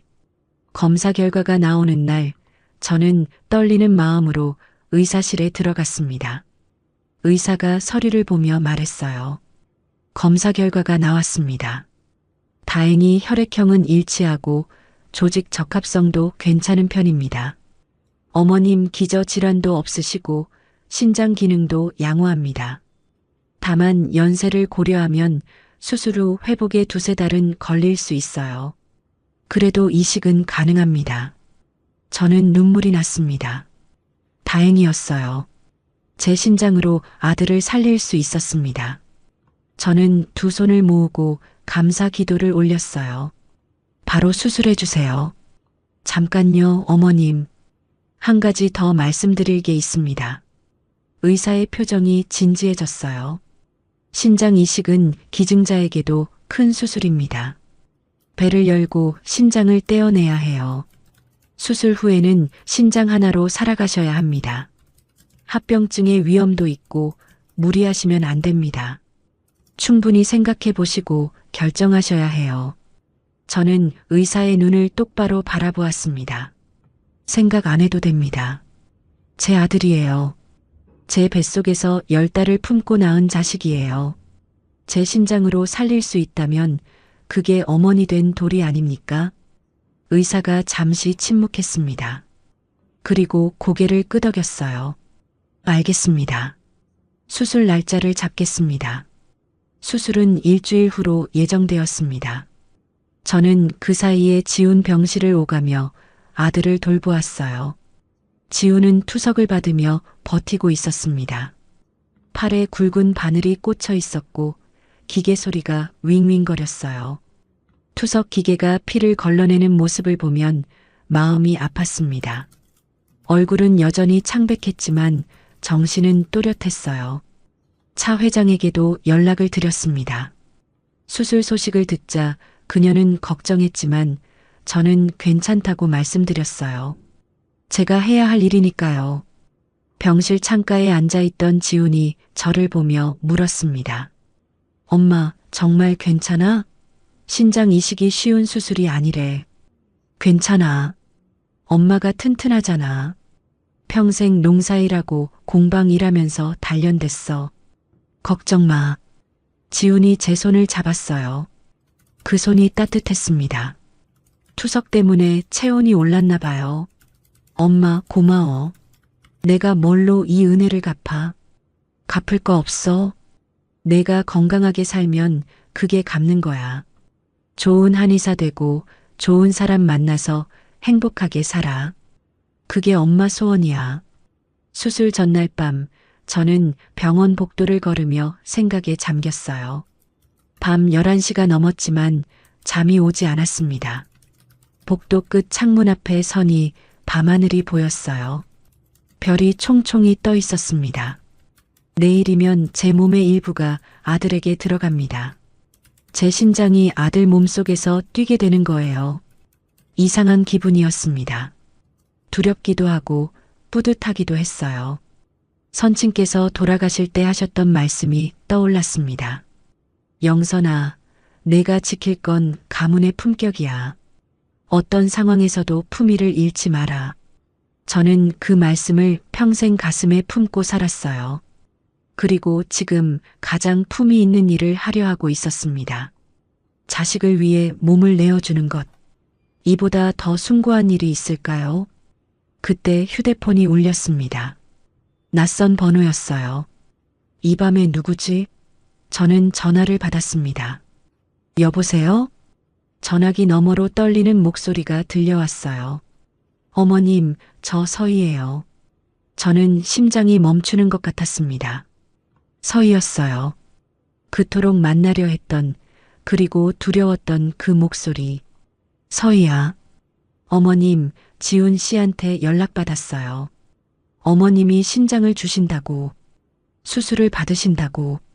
저는 아무 말도 하지 않았어요. 어머님, 저 병원으로 갈게요. 제가 검사 받을게요. 제 심장이 맞으면 제가 드릴게요. 저는 놀랐습니다. 서희야, 무슨 소리야? 넌 이미 지훈이랑 끝난 사이잖아. 알아요. 근데 어머님이 수술 받으시면 안 돼요. 연세가 있으신데. 저는 젊잖아요. 38이에요. 회복도 빠를 거예요. 제가 해야 해요. 서희의 목소리가 울먹였어요. 어머님, 제가 잘못했어요. 어머님한테 너무 못했어요. 개원식 날 그렇게 모욕을 드리고 어머님이 정성껏 준비하신 황동 약탕기를 버리고 생각하면 지금도 얼굴이 화끈거려요. 이렇게라도 속죄하고 싶어요. 저는 눈물이 났습니다. 서희가 변한 게 맞았어요. 지훈 말이 사실이었습니다. 서희야, 고맙다. 그 마음만으로도 충분해. 근데 이건 내가 할 일이야. 내 아들이니까. 어머님, 괜찮아. 내일 수술 잘 받을게. 그리고 서희야, 나중에 한번 보자. 얼굴 보고 얘기하고 싶어? 네, 어머님. 꼭 찾아뵐게요. 전화를 끊고 저는 창밖의 별을 바라보았습니다. 서희가 사과했어요. 진심으로. 그리고 자기 신장을 주겠다고까지 했습니다. 복수의 대상이었던 그녀가 이제는 속죄하려는 사람이 되어 있었어요. 저는 선친께 물려받은 이멸을 떠올렸습니다. 그 땅이 아들의 빚을 갚았고 이제 제 몸이 아들의 생명을 구하려 합니다. 어머니라는 존재는 참 신기해요. 자식을 위해서라면 무엇이든 내어줄 수 있으니까요. 복도 끝에서 간호사가 소등 시간이라고 알려왔습니다. 저는 천천히 지훈 병실로 돌아갔어요. 아들은 투석 기계에 연결된 채 잠들어 있었습니다. 평온한 얼굴이었어요. 저는 아들의 손을 잡고 속삭였습니다. 지훈아, 엄마가 꼭 살릴게. 걱정 마. 개원식 날 탕비실에서 울던 제가 이제는 아들에게 신장을 주려 하고 있습니다. 그때는 복수밖에 생각이 없었는데 지금은 오직 아들의 생명만 생각해요. 내일 새로운 시작이 기다리고 있었습니다. 두렵지 않았어요. 제 아들을 살릴 수 있다면 무엇이든 할 수 있었습니다. 68 나이에 수술대에 오르지만 저는 세상에서 가장 행복한 어머니였습니다. 수술은 6시간이 걸렸습니다. 저는 마취에서 깨어났을 때 천장의 형광등 불빛이 가장 먼저 보였어요. 흐릿한 시야가 조금씩 맑아지면서 하얀 천장이 눈에 들어왔습니다. 온몸이 무겁고 옆구리가 욱신거렸어요. 수술 부위가 당기는 느낌이 났습니다. 하지만 이상하게도 아프지 않았어요. 아니, 아픈 것보다 더 큰 감정이 저를 채우고 있었습니다. 어머님, 정신이 드세요? 간호사의 목소리가 들렸어요. 젊은 여자 간호사가 제 옆에 서 있었습니다. 저는 마른 입술을 움직여 물었어요. 우리 아들은요? 지훈이는 어떻게 됐어요? 간호사가 환하게 미소를 지었어요. 수술 성공했습니다. 아드님 상태 안정적이에요. 어머님 신장이 잘 붙었대요. 집도의 선생님께서 아주 깔끔하게 되셨다고 하셨어요. 저는 눈물이 났습니다. 성공했어요. 제 신장이 아들을 살렸습니다. 저는 두 눈을 감고 감사 기도를 올렸어요. 선친께, 어머니께, 그리고 하늘에 계신 모든 분들께 감사합니다. 감사합니다. 수술 후 회복실에서 이틀을 보낸 뒤 저는 일반 병실로 옮겨졌습니다. 지훈도 같은 층 다른 병실에 있었어요. 수술 후 사흘째 되는 날 저는 휠체어를 타고 아들 병실을 찾아갔습니다. 간호사가 휠체어를 밀어주었어요. 지훈은 침대에 기대 앉아 있었어요. 얼굴에 혈색이 돌아와 있었습니다. 창백하던 피부가 이제는 분홍빛을 띠고 있었어요. 입술도 붉어졌고 눈동자에도 생기가 감돌았습니다. 제 신장이 아들 몸속에서 열심히 일하고 있다는 증거였죠. 엄마. 지훈이 저를 보자 눈물을 글썽였어요. 침대에서 일어나려 했지만 제가 손짓으로 말렸습니다. 움직이지 마. 아직 안정해야지. 엄마 고마워. 정말 고마워. 저는 휠체어에서 일어나 아들 침대 옆으로 갔어요. 지훈의 손을 잡았습니다. 따뜻했어요. 투석 받을 때의 차가운 손이 아니었습니다.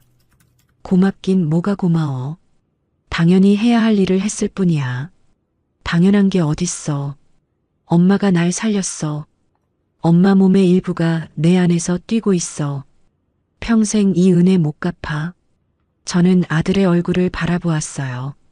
40살 남자가 어린아이처럼 울고 있었습니다. 저도 눈물이 났지만 웃으며 말했어요. 그러니까 이제 건강하게 살아.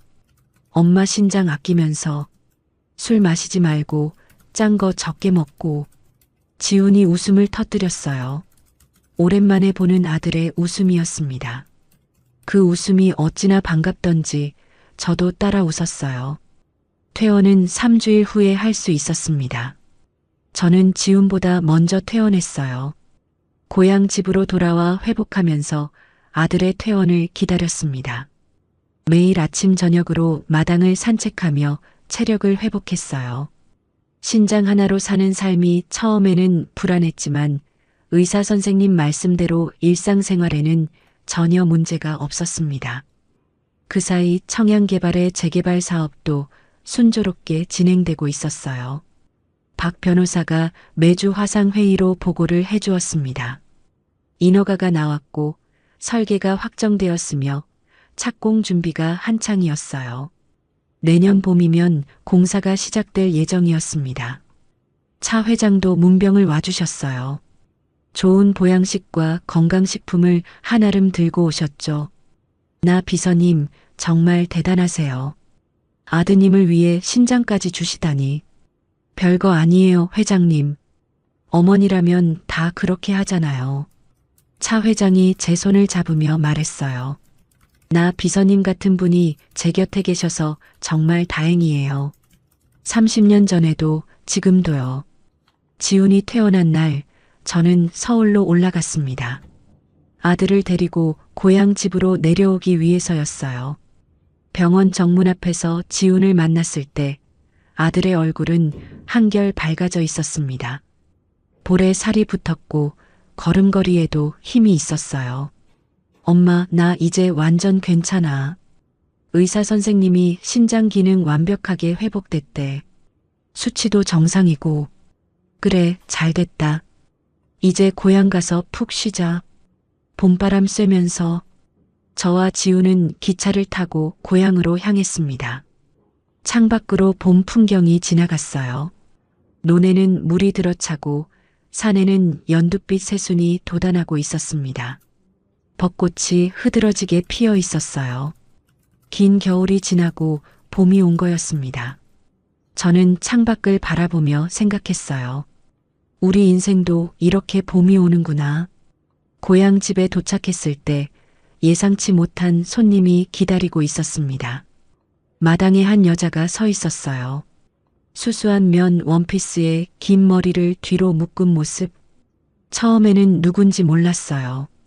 그런데 그녀가 고개를 들어 저를 바라보는 순간 저는 알아보았습니다.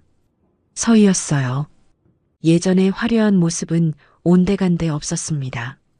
명품 가방도 반짝이는 보석도 없었어요. 살이 빠져서 얼굴이 갸름해졌고 눈가에는 잔주름이 생겨 있었습니다. 손톱에 칠해져 있던 매니큐어도 없었어요. 하지만 눈빛은 달랐습니다. 예전에 교만하고 날카로운 눈빛 대신 차분하고 겸손한 빛이 서려 있었어요. 서희가 저를 보자 그 자리에서 무릎을 꿇었어요. 흙바닥 위에 무릎을 대고 앉았습니다. 어머님, 저는 놀라서 말을 잇지 못했습니다.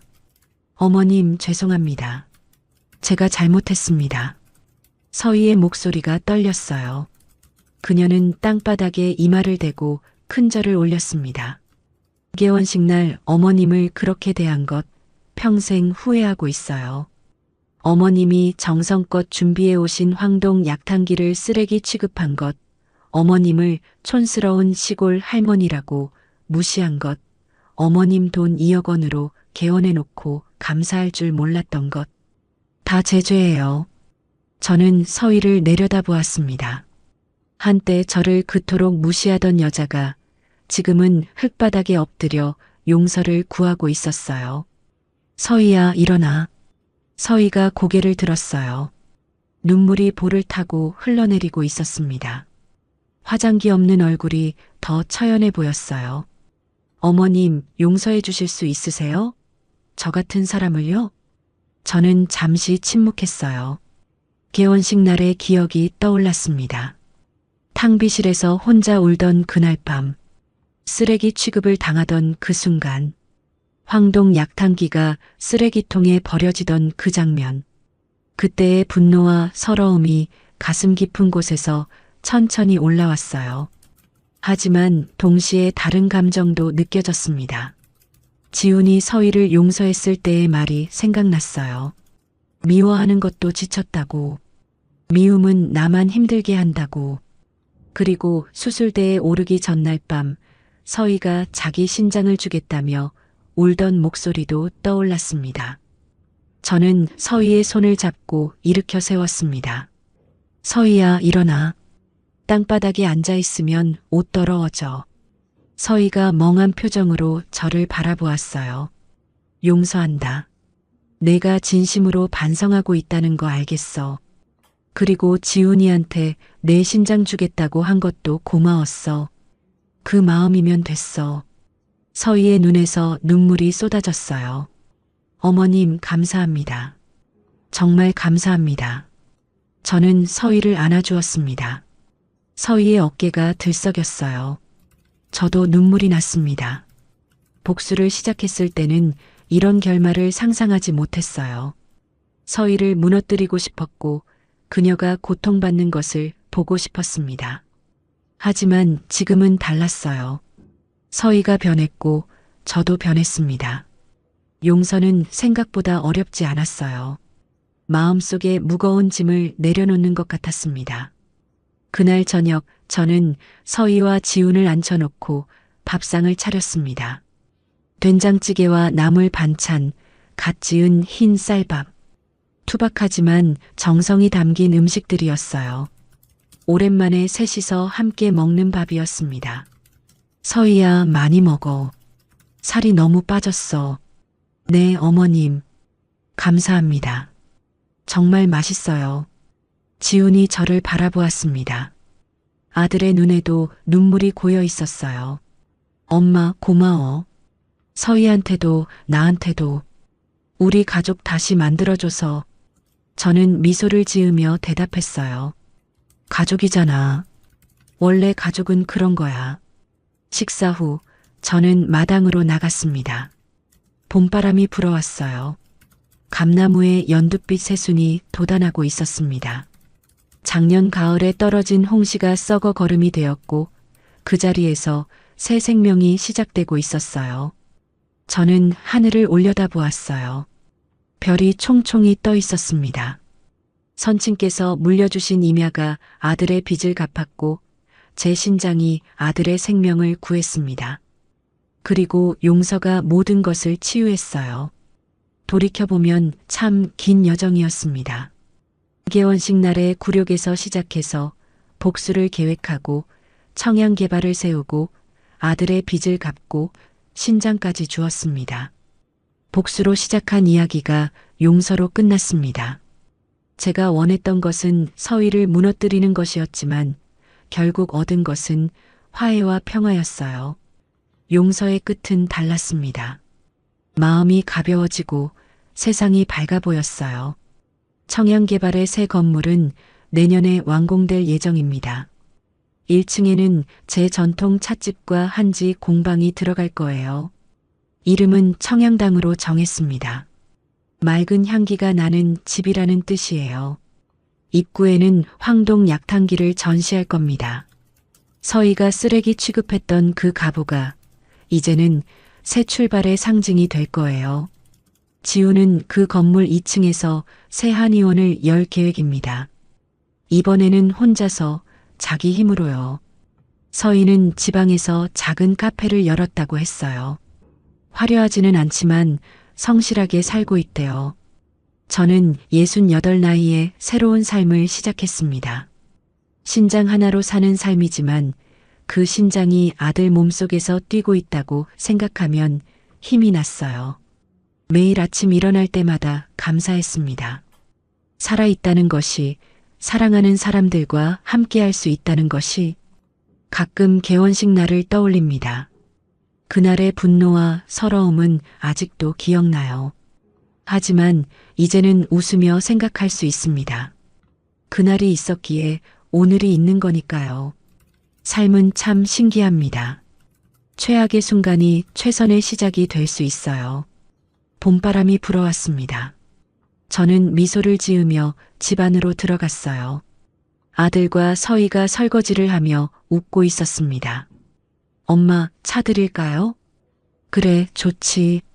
저는 따뜻한 차를 받아들며 창밖의 별을 바라보았습니다. 이것이 행복이구나. 평범한 저녁, 가족과 함께하는 시간. 이보다 더 귀한 게 어디 있을까요? 이제 저의 이야기는 여기서 끝입니다. 아니, 끝이 아니라 새로운 시작이겠죠. 가족이니까요. 오늘의 이야기 어떠셨나요?